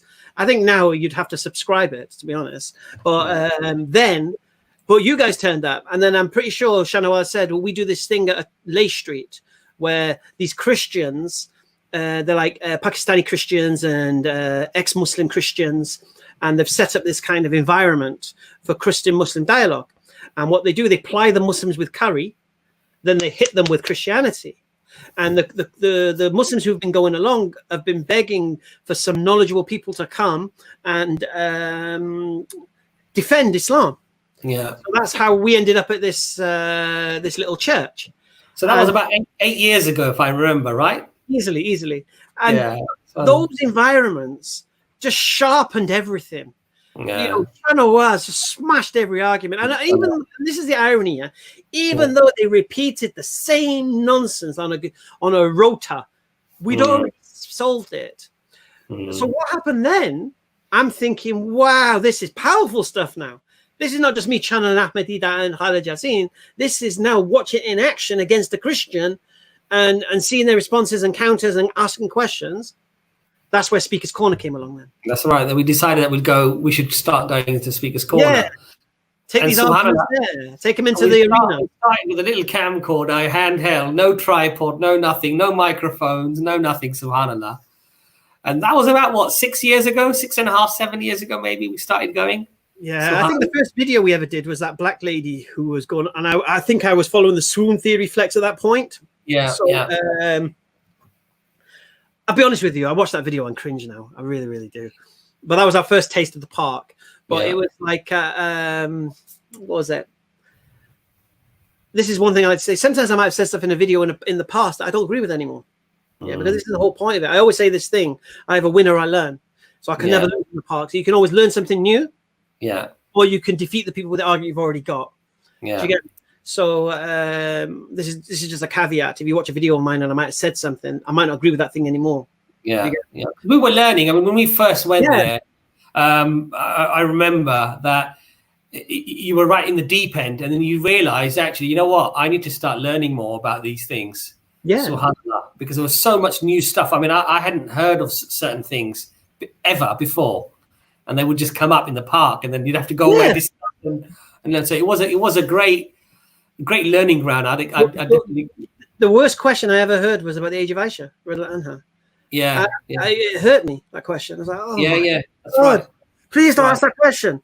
And then I was like, do you know what? I'm going to own that question. Inshallah. And I went away and I researched and studied and reflected and looked at it. Realized there's different opinions on it. It's not necessarily set in stone and all of this stuff. Now I bring that question on. Now I invite the question. I've got no issues with it. But it's just amazing how, they say like through, the iron becomes steel when you put it through the fire. If you want the best part of an olive, you need to crush it. So it's the same with the human being, to get the best out of it, you need to put us in that circumstance where we have to be. Now, intellectually think. So we're at our minds crushed. And you might go away from the part thinking, whoa, what the hell was that? But you knew there was an answer. And then what happens is, eventually you realize this is just the same nonsense. Because I've had so many people who've met me in the streets and they say, oh, brother Hamza, mashallah, you're so knowledgeable. You seem to know everything. You need to answer all of them. And I said, brother, do you know why it looks like I'm so knowledgeable and I can answer everything, because they keep asking the same stupid question. Yeah. And we're just responding to the same bloody question. It's nothing. Hamza, so basically, mashallah, so we're up to now Speaker's Corner, alhamdulillah. One of the drives I think we had, and I think you mentioned as well, is that it was that lack of support when you first became Muslim, that we wanted to hopefully create EFDawah, so it wouldn't just be dawah, but we would actually support our brothers and sisters who come into the deen. With books, with mashallah, you guys did the Umrah trip, mashallah. That was even mashallah. Matt was saying that when he went on the Umrah trip, he said that it was the first time he really spiritually grew in that trip, praying in the Roda, in Medina. Jordan did as well. I mean, Jordan did as well, mashallah. And the Roda melted him, subhanallah. Alhamdulillah. It's amazing how we came to that though, because remember, all Jordan to me was a Facebook message. Yeah, and to be honest with you, I'm like, is this guy real? It's EDL and all that was about, and he used to be a Tommy Robinson supporter, and it's just amazing. But it shows you should never really prejudge. Don't get me wrong, with people accept Islam and leave Islam, and for whatever reason it is where it is. Yeah. But the way Jordan's grown, and I'll be honest with you though, sorry Jordan, I know you're watching. my favorite of all time Shahada has to be Matt. Mashallah. That geezer came to the park with questions, got his responses, went back to Liverpool, came back and took a Shahada. Mashallah. Then he went back again with no network and just got on with it. Mashallah. And I'm always saying, is he still Muslim? Is he still Brexit? And subhanallah, Matt is just kicking it. And, with Jordan, I watch it. I kind of held his hand. Yeah, well, alhamdulillah. I really wanted to help him because he was local and everything. Do you get me? Yeah. And I think Jordan wanted that help. Where Matt was more distant, but yeah. To be honest, you know what it is. Even born Muslims, subhanallah, we get so many people turning to us for advice. For maybe they've fallen into times where they feel weak, or they feel like, mashallah, they're not doing enough, or they're falling into sin or whatever, and subhanallah, they turn to us for help. So, mashallah, I think we're all different. But I would agree with you that, mashallah, I mean, one of the things for me, born Muslim, is that being around, mashallah, the reverts and having that network grow, it's really, mashallah, helped me to sort of be more focused on my deen as well. May Allah make me truly focused, but I'm just saying, have at least a desire to be more focused, So, mashallah, we've been doing this for 1 hour, 20 minutes. I'd like to get some questions in, inshallah. So if Jordan wants to hop back onto the stream. And what I'd like to sort of ask you, really, before we sort of go into the questions, is that... I just want to say one more thing, Abbas, before you do that. Go on. Yeah. No, because how EFDawah happened, because don't forget, it was just us. Yeah. It was me, you, Imran, and us. And it started to grow. And then people started taking shahadas. Then we made a little mini group for them. And then we started adding them, subhanAllah. But the amazing thing for me is this. We said, right, we want this. We need this out in French, in Spanish, in all these languages. Yeah. I did not realize the impact we would have on born Muslims. I was blown away. My intention when I first started this was for my people. The English. My people. Bring them to the truth. Yes. The response from Arabs, from India, Pakistanis, Malaysians, Indonesians, subhanallah, they blew my socks off. That's why our first subtitles ended up being in Bahasa, in Indonesian. Yeah. And it's amazing how our intention was to preach to non-Muslims, where the reality is, subhanallah, the Muslims realized they needed this themselves. Alhamdulillah. Every Muslim needs to know why they're a Muslim. They need to answer that question. Why do they believe Muhammad's a messenger? Just because their parents believed it? Come on, man. We're bigger than that. So it's amazing how our translations are in Arabic, and like I say, in just bear me a second, I've got to plug my laptop in. One of the things also, Hamza, I would say is that, mashallah, I remember one of the messages that we received was from an Arab brother who said he lived in Mecca. And he said that, he'd stopped praying and he stopped, basically he was sort of felt like he just sort of was leaving Islam almost, And that, mashallah, when he saw white lads, English lads telling everyone how wonderful this religion was and subhanallah, how it's transformed their life. he started to question it. Mashallah, he said, I've started praying again. Mashallah, I've started practicing again. So alhamdulillah, Allah uses whoever Allah wishes to use for inspiration for others, inshallah. Yeah. One thing I want to add before the questions again, sorry, because you reminded me of something. So when I first embraced Islam, I'm wearing shawal kameez, then I'm wearing kameez and this and that, the other. The dawah only really became effective when I started dressing English again. Yeah. And that only happened because I had a few incidents in my life where I thought, you know what, I'm going to need to fight here, and I can't fight in a kameez. So I need to dress my football casual way again. Because I'd actually had physical fist fights with EDL members. So it was like, you know what, I can't get caught out in a dress. So, but when I started dressing as English, that the effect it had was next level. So an advice I would give out to reverts: you don't need to dress like an Arab. Yeah, you don't need to wear a kameez and a scarf, because you just be yourself. Alhamdulillah. All you change is your values. Subhanallah. Yes. Obviously, as long as you're walking around in shorts and all that, you know. Yeah. But the impact of me dressing as an Englishman that it had in the dawah, just in itself, because it's like Jordan said, if he saw me with a kameez and a topi and he wouldn't think twice and wouldn't bother looking twice. Oh, that guy's been brainwashed, thinks he's an Arab. Muslim wannabe. When you see a geezer dressed like an Englishman that's talking about religion, it's a kind of, do you know what I mean? Yeah, and subhanallah, you know, the thing is, Hamza, this is the sunnah of the Prophet Muhammad sallallahu alaihi wasallam anyway, because when the Prophet sallallahu alaihi wasallam went to Medina, he used to wear attire that was similar to like what the Jews were wearing. He wore Persian attire as well. Just to let them know, let them think, let them feel that, look, we are one people, that this is not, we're not, there's a psychology involved there. And so, you know, we're born in England. And so as long as we are Sharia compliant, i.e. we don't wear little shorts and we don't show off our aura and we don't wear things that are immodest, you know, we wear English clothes. There's nothing wrong with nothing wrong with enjoying your fish and chips or steak and kidney pie or whatever it might be. As long as it's halal, you know. We was watching that Regent's Park Mosque in 1973, and all the Muslims were wearing suits. Yeah, subhanallah. Yeah, exactly. Not always right. So are we ready for some questions, inshallah, on the stream? How are we doing? How to avoid the dawah? Yeah. So shall I just read off the screen? Is it? Yeah, let's just read off the screen. How to avoid the dawah affecting one's heart, as in evil of debates. I'm not sure if I understand that really, but do you understand that question, Hamza? No, well, there's some opinion about you shouldn't debate with people, and you know, if they're cursing Allah, then you should walk away from the conversation, and all of these things. Yeah. The dawah. I mean, again, I don't really get the question because the dawah has never affected my heart. You know, the dawah and the debate for me is food for my mind. Do you know what I mean? My mind grows through the debate, because look, how can you know if your belief is true unless you test it? And no beliefs can be reconciled with one another. So therefore, if you have two beliefs that can't be reconciled, one of them is not true. They might both not be true, but one of them is definitely not true. So if you have someone who believes their belief is true and you believe your belief is true, then we've got a problem here, because someone's wrong or both wrong. Yeah. So obviously, you're going to debate. You have to debate, you know, but there's a way of doing it. You know, like, for example, I was in a Facebook group the other day, and there was a really obnoxious Christian in there.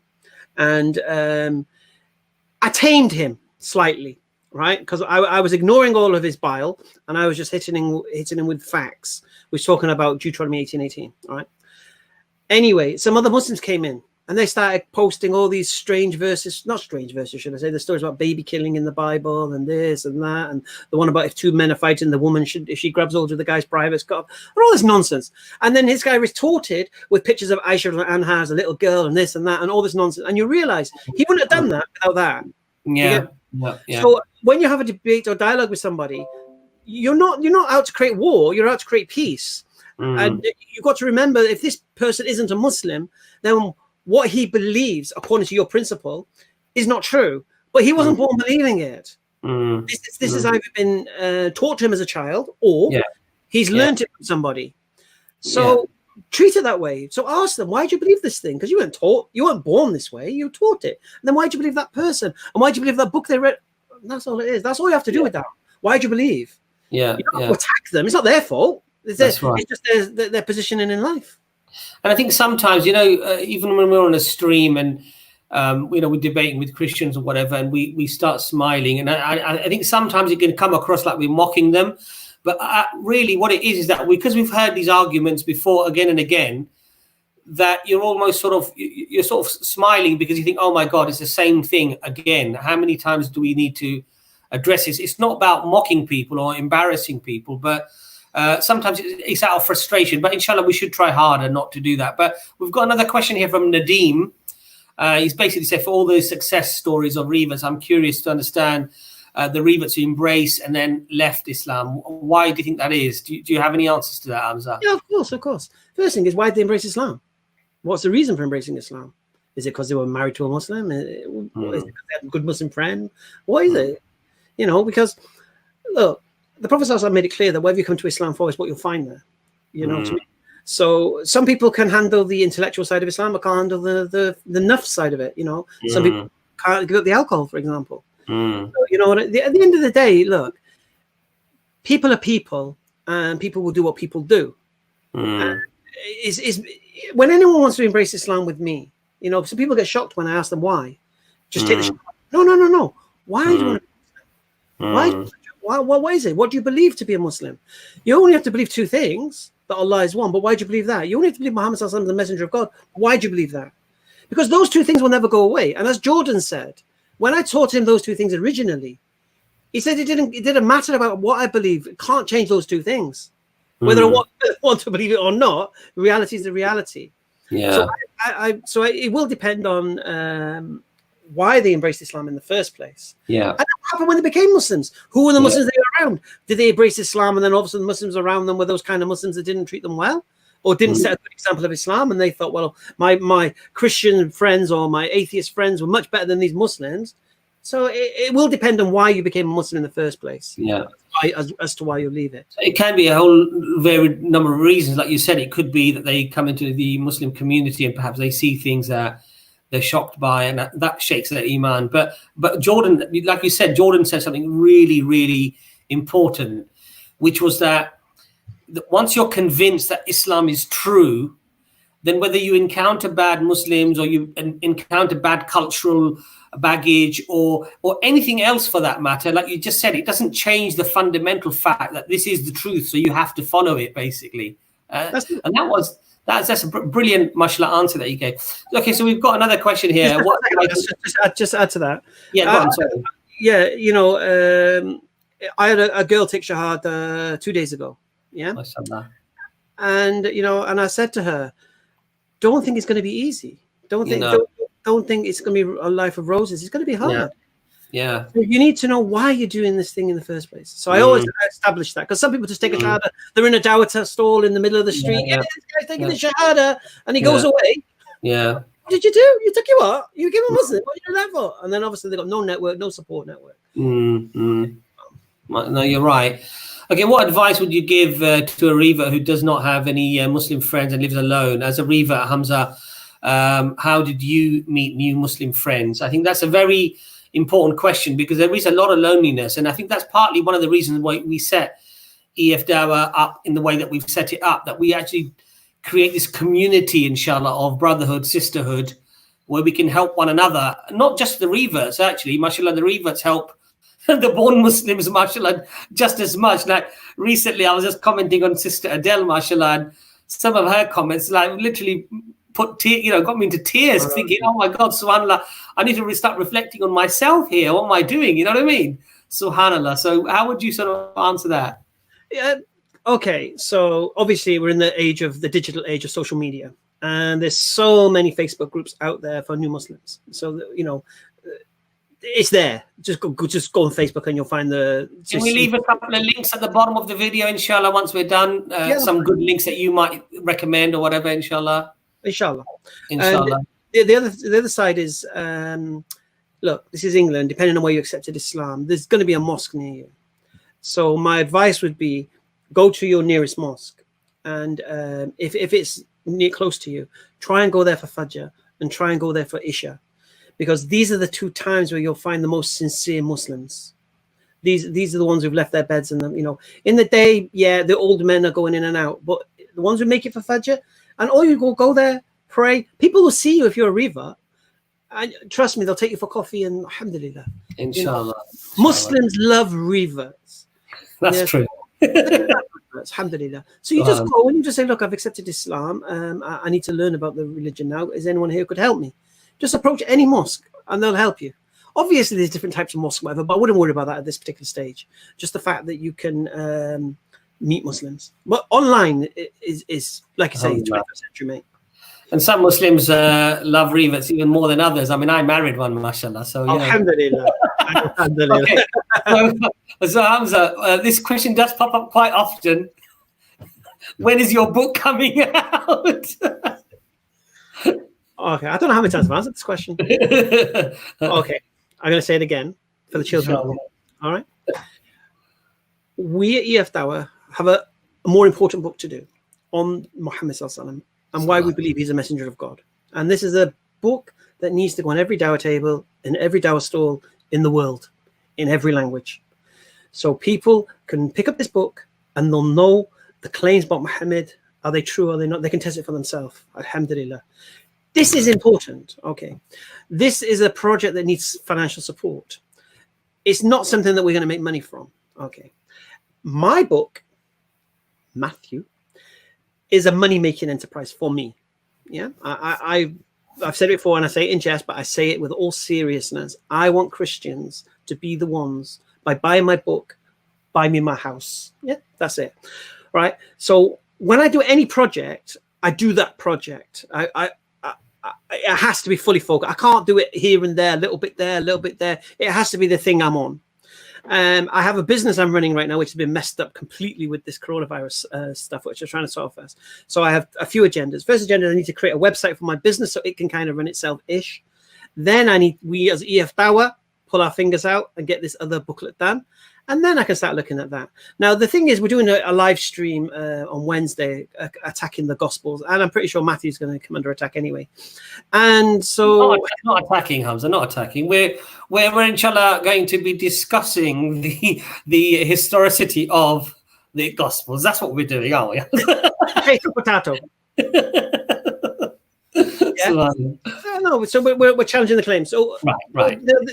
That in itself has forced me to buy a book about the claims of the historicity of the New Testament.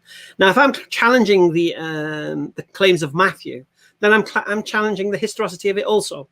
So all of these things will all play a part anyway. And when I do it, it will happen. But right now, just look out for that book on Muhammad Sallallahu Alaihi Wasallam, because that book is going to be a game changer, inshallah. Inshallah.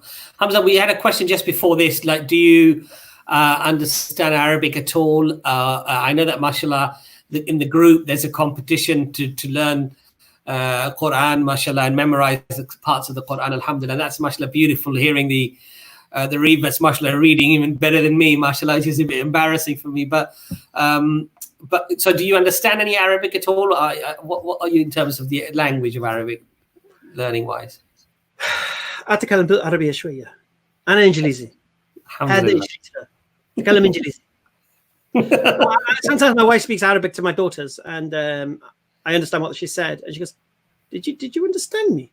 I said, "Look, you said this word, then you said that word. Just put two and two together. That's what you were saying." Subhanallah. Be careful in future. So no, I haven't actually sat down to. I mean, I know the alphabet. My missus abused me teaching me the alphabet. Alhamdulillah. All that. And so when I read the Quran, alhamdulillah, I can recognize. You know, sometimes I'm looking at the transliteration, and then I'm looking at the Arabic, saying, so, "Is that double A there?" And, you know, so. But no, I don't speak Arabic. Alhamdulillah. Okay, so the next question we've got here from Khalid, I believe it says. In regards to the dawah, do you think dawah to born Muslims would affect the dawah throughout the world? Cause I believe as an ummah, the more we know about our deen as Muslims, it'll be more efficient. Okay, dawah is you're inviting non-Muslims to Islam. I mean, you're talking about nasiha, which is completely different. And I'll give an example of that. I was in the masjid, alhamdulillah, and some Tablighi Jamaat came. And they heard me talk, and they said, "Oh, brother, you'd be really good on the Jamaat. You should come with us 40 days, this, that, da, da, da, da." I said, "Listen, I says, you boys are doing a fantastic job. And it's a job that needs to be done. And if you weren't doing that job, nobody would be doing that job. But I'm doing a job you're not doing. So you do your job and I'll do my job. And we'll meet somewhere in the middle. So alhamdulillah. So basically we have people in the deen who are geared up to teach you how to recite the Quran. There are people who teach you to understand the tafsir of the Quran. There are people to educate you on the politics within Islam and such. There are people who will go through the hadith of the Prophet ﷺ. There are people who will go into the dawah, into inviting non-Muslims to Islam, defending. Nobody can do everything. Absolutely no chance. The one who is teaching the hadith is not going to go start doing dawah, effectively, because everyone has their fields. So I always say this, we're ummah wahida, we're one ummah, but we're not one people. We all have difference. We're in a society, you have a window cleaner, and then you have an accountant, and then you have a doctor, and then you have the school teacher. Everyone has a part to play, and everyone has a skill set to implement that particular part to play. Me, I'm made for dawah, alhamdulillah, because of this common sense flex I've got going on. The other people have got beautiful Quran recitation, and they should just focus on helping people memorize Quran and recite Quran beautifully. Not everyone can do everything. Not all accountants can clean your windows. Yeah, so yeah. I don't think no one person, or one kind of way within Islam can do all the jobs. I think everyone has a part to play, and everyone play to their strengths. And when we all come together as one, then we're one ummah. Alhamdulillah. And then in that society, you'll have people who can teach Quran, you'll have people who can educate you on hadith, people who can teach tafsir, people who can teach you how to defend your religion, people who can teach you how to. Alhamdulillah. Alhamdulillah. So we've got a really nice question here by Brother Thomas Gregory. He's basically got a real interest in Islam, he's saying, and he intends to live as a Muslim, but there are issues holding him back. And what can you advise him to meet these challenges, basically? Okay, first of all, I would ask, what's your interest in Islam? Because, look, I'm going to come to the question, but I got a message the other day from a guy, and he's been thinking about embracing Islam for a while as well. And the reason why, because he recognizes the 5 poisons, and he recognizes Islam is such a beautiful way of life. But guess what? He doesn't believe in a creator. I'm thinking, how could you become a Muslim if you don't believe in a creator? There are people out there. And Thomas seems to be the same. Okay. Well, maybe not. Maybe he's got other challenges. No, I said seems. Oh, okay. Sure, right. sure. Listen to my words. All right. So he's held a long interest in Islam. Okay. And his intent is to live as a Muslim. What does that mean, live as a Muslim? It means to follow the teachings of Islam. Yeah. You cannot follow the teachings of Islam without Iman. You just can't do it. You can start with good intention, but what's going to stop you from breaking that thing? Okay. This is why when the Sahaba said this, if the Prophet had come to them and told them to live as Muslims, stop drinking alcohol, stop doing this, stop doing that, they would never have accepted Islam. So the way you approach Islam, Thomas, is very, very simple. What is Islam? And is it the truth? Because if it's the truth, it's the truth. Yeah? And if you want to live that truth, alhamdulillah. And whatever's holding you back, don't worry about that thing right now, because your values and what you think are important to you right now will change. So, for example, before, as a non-Muslim, I'm using myself as an example, I didn't care about prayer, right? Now, as a Muslim, it's the most important thing. But I never used to think that. So it's once you accept Islam and your values switch, you start thinking, was that really important? Really, that's holding me back? And remember what Allah says as well, whatever you give up for his sake, he'll replace it with things that is better. Yeah. So what I would recommend for you, Thomas, message us, EFDawah. And we're very approachable. And we'll hear your story, man. So we've got the dreamer here. Jordan, what's the best way to support new Muslims? Okay, well, obviously, is behave like a Muslim should around them. That's the first thing. Second thing, have empathy and think, are they alone? Does the family know? Think about them. Because it's all very well, mashallah, brother, alhamdulillah, welcome to the ummah, and then you go home to have your samosas and whatever, and then he's going home to what? Putting his keys down as an echo, and he's left with his own thoughts. So if you know somebody who's accepted Islam, get them connected to something, even if you don't want to be the person to hold their hand. Say, look, I can connect you to some brothers, I can connect you to this mosque, I can connect you to this society where they can help answer your questions and help you grow as a Muslim. They can help things like marriage and things like that. Do you get me? So, like I say, they've accepted this new way of life. Imagine this person is a child just sat there now thinking, what do I do? You know what I mean? And that's effectively what we become. We become children overnight again. Yeah. We're trying to learn a new way of life from scratch again. You know what I mean? So, don't take things for granted, or ask them, inshallah. No, I totally agree with you. Once you recognize something to be the truth, then be a witness to that truth. Just, if you believe it in your heart, as Martin was saying yesterday, the last stream, he was saying that when he accepted it was true, you just have to say it, that this is the truth. And embrace it and accept it, and don't live a lie. Once you know that this is the truth, don't live that lie. Don't sort of delay from accepting the truth. I mean, that's a more noble thing to do. Once you discover the truth, that you accept it, subhanAllah. Okay, so we've got Raymond basically saying, which are more likely to accept Islam? Is it Christians or atheists, agnostics, based on your experience in Speaker's Corner? All right. It's funny though, I was talking about someone of this today. Christians have this idea in their minds that if they can prove Islam false, it makes Christianity true. This is their position. So they think vice versa. They think Muslims are trying to prove Christianity wrong to prove Islam true. Now, in my own personal experience, I've never spoken to a Christian trying to make them Muslim. Yeah, it's not I don't do that. It wouldn't be fair. When I speak to a Christian, I try to take them back to theism. Take them back to a position where I was before I accepted Islam. Whereas you accept the existence of a creator, but you're not quite sure how to plug into that creator. So it'd be hard to go to a Christian and get them to switch straight away to Islam. First of all, you have to take them back. My only personal experience, my own personal opinion, is that when I speak to anybody, I'm taking them back to theism. If you're an agnostic, I'm taking you to theism. If you're a Christian, I'm taking you to theism. Yeah? And from theism, then I can present Muhammad Sallallahu Alaihi Wasallam. Then I can present Islam. But I can't present Islam and refute Christianity at the same time.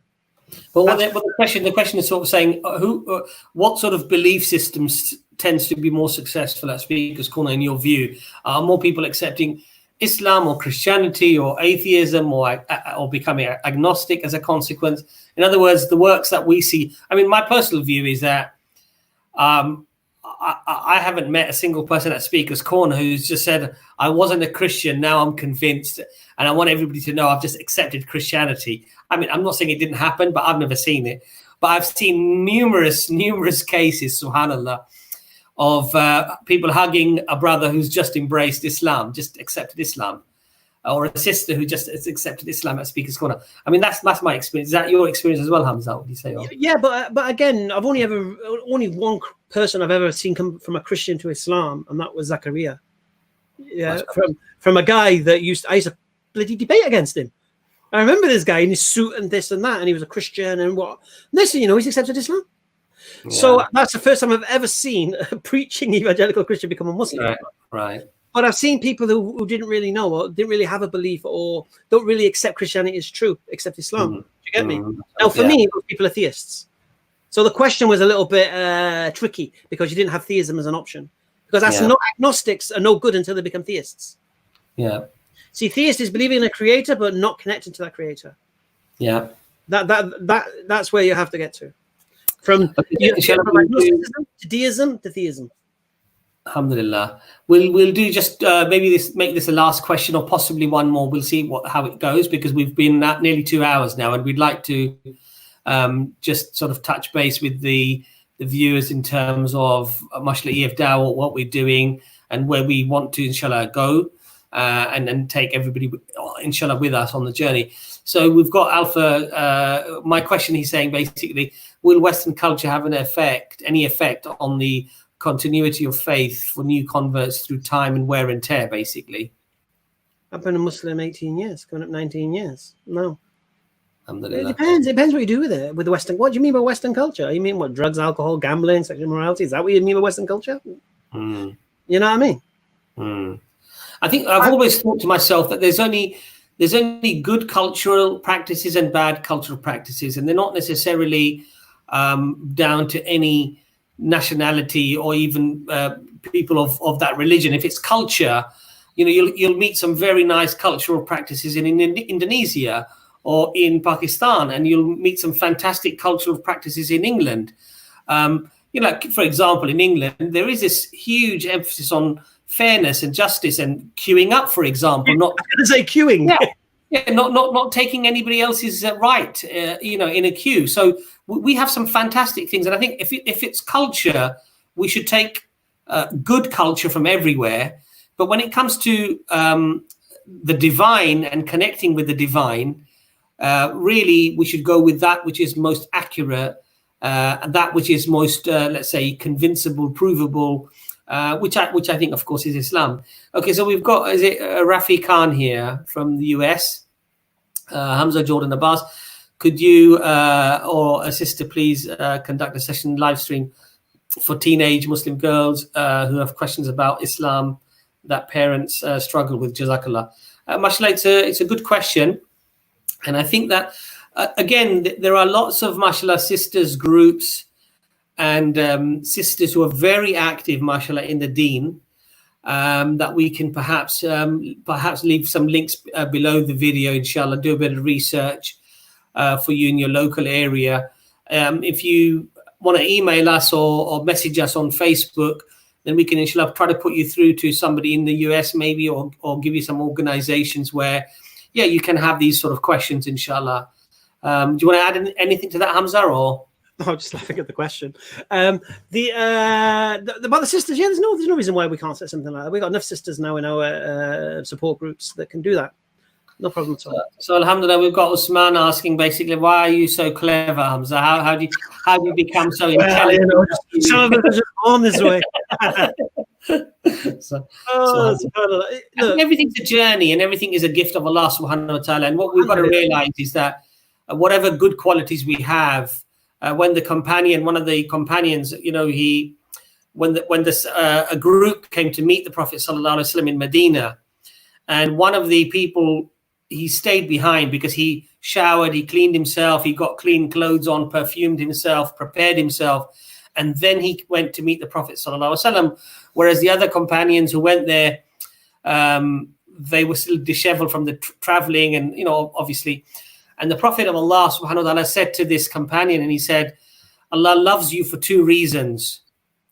And this Sahaba, he said, what are those reasons? And he said, because you take great care, you're meticulous in what you do things properly, you're meticulous.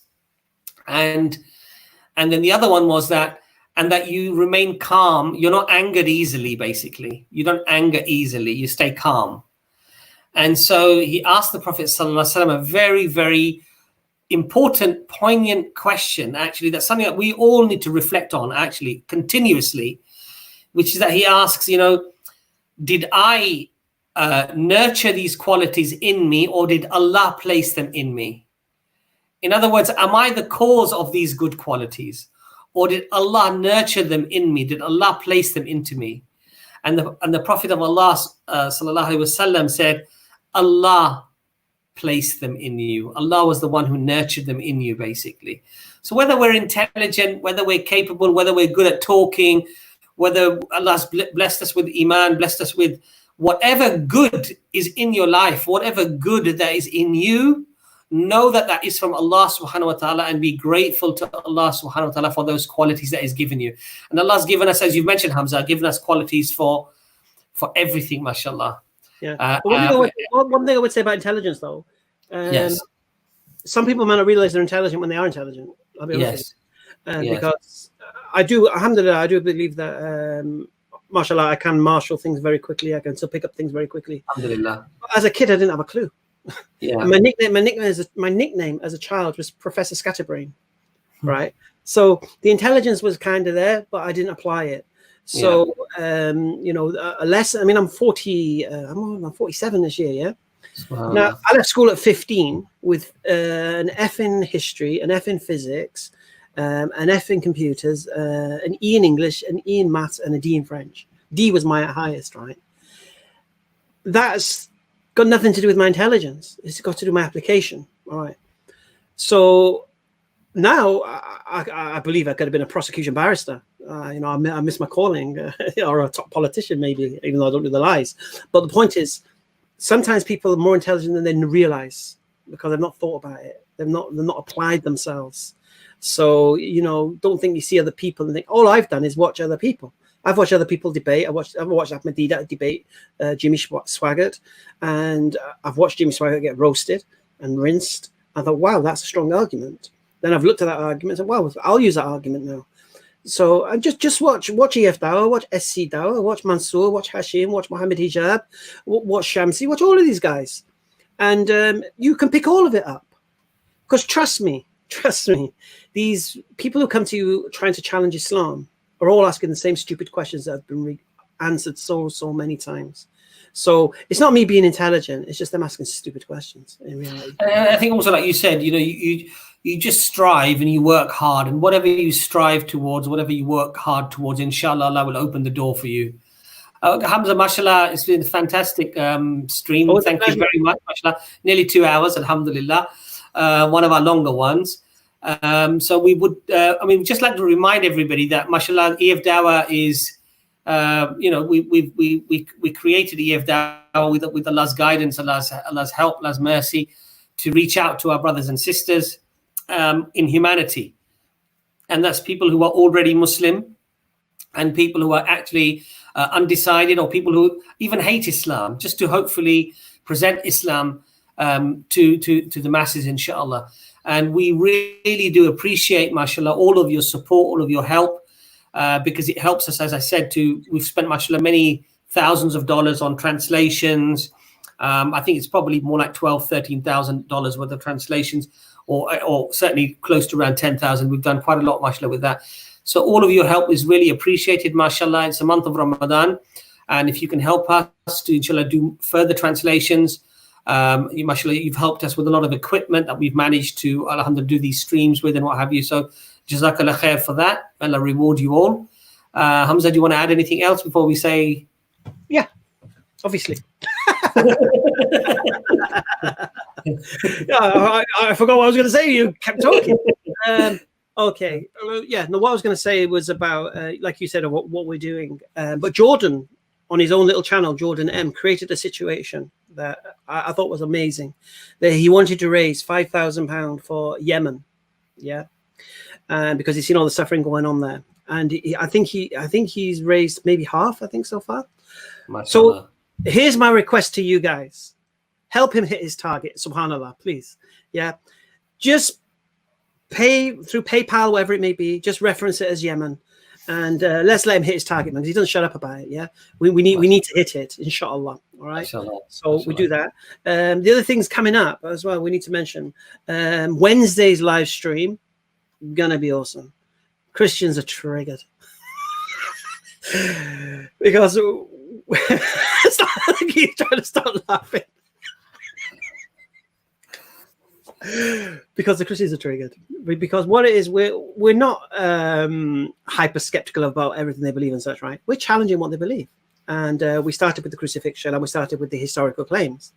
And even we did 4 streams on it. I see rebuttal videos being put out by people who were in the comment section for 4 streams. So, you know, if they're gonna comment, they should have commented. But the point here is this, yeah. So we've reached a stage now where we're moving on now to the Gospels. This is the fun part. Yeah, historians. Well, a historian makes a claim in history. That's one thing. This is the as Jonathan McClatchy would say, this is the meat and potatoes. So we're going after the 4 Gospels. You guys have got to tune in. 10 p.m. inshallah GMT time. Brother Ijaz will be back inshallah, and the gracious Dr. Imran, and it's going to be fun. So I remind you of that. And I think with that, Hamza, I know we have our little giggle, our laugh, but I would hope, inshallah, our intention are not there to bash the Christians, to insult Christians. You know, as part of our faith, we are. It's incumbent upon us to forbid the evil and encourage the good. And so part of that is dawah, and the dawah means that we tell our brothers, our Christian brothers and sisters, where we feel that they're going wrong, and it's out of good faith and it's out of good heart. It's not to belittle or to humiliate or to insult anybody. And I think for most part, I think alhamdulillah, it's very, very respectful. So I hope that the brothers and Christian brothers and sisters who are possibly viewing the channel now, tune in and ask us questions, inshallah ta'ala. If there's things that we can investigate or elaborate on. Ultimately, our goals, all of our goals, should always be that we seek the truth and we act upon the truth. And that's the intention, inshallah, behind it. So with that, unless you want to add anything else, Hamza, we will say assalamu alaikum. You always like the last word, isn't it? Well, assalamu alaikum wa rahmatullahi wa barakatuh, everybody. Ramadan Mubarak, everybody. Ramadan Mubarak, Ramadan Mubarak. Assalamu alaikum. Remember, senior dua, inshallah. Assalamu alaikum.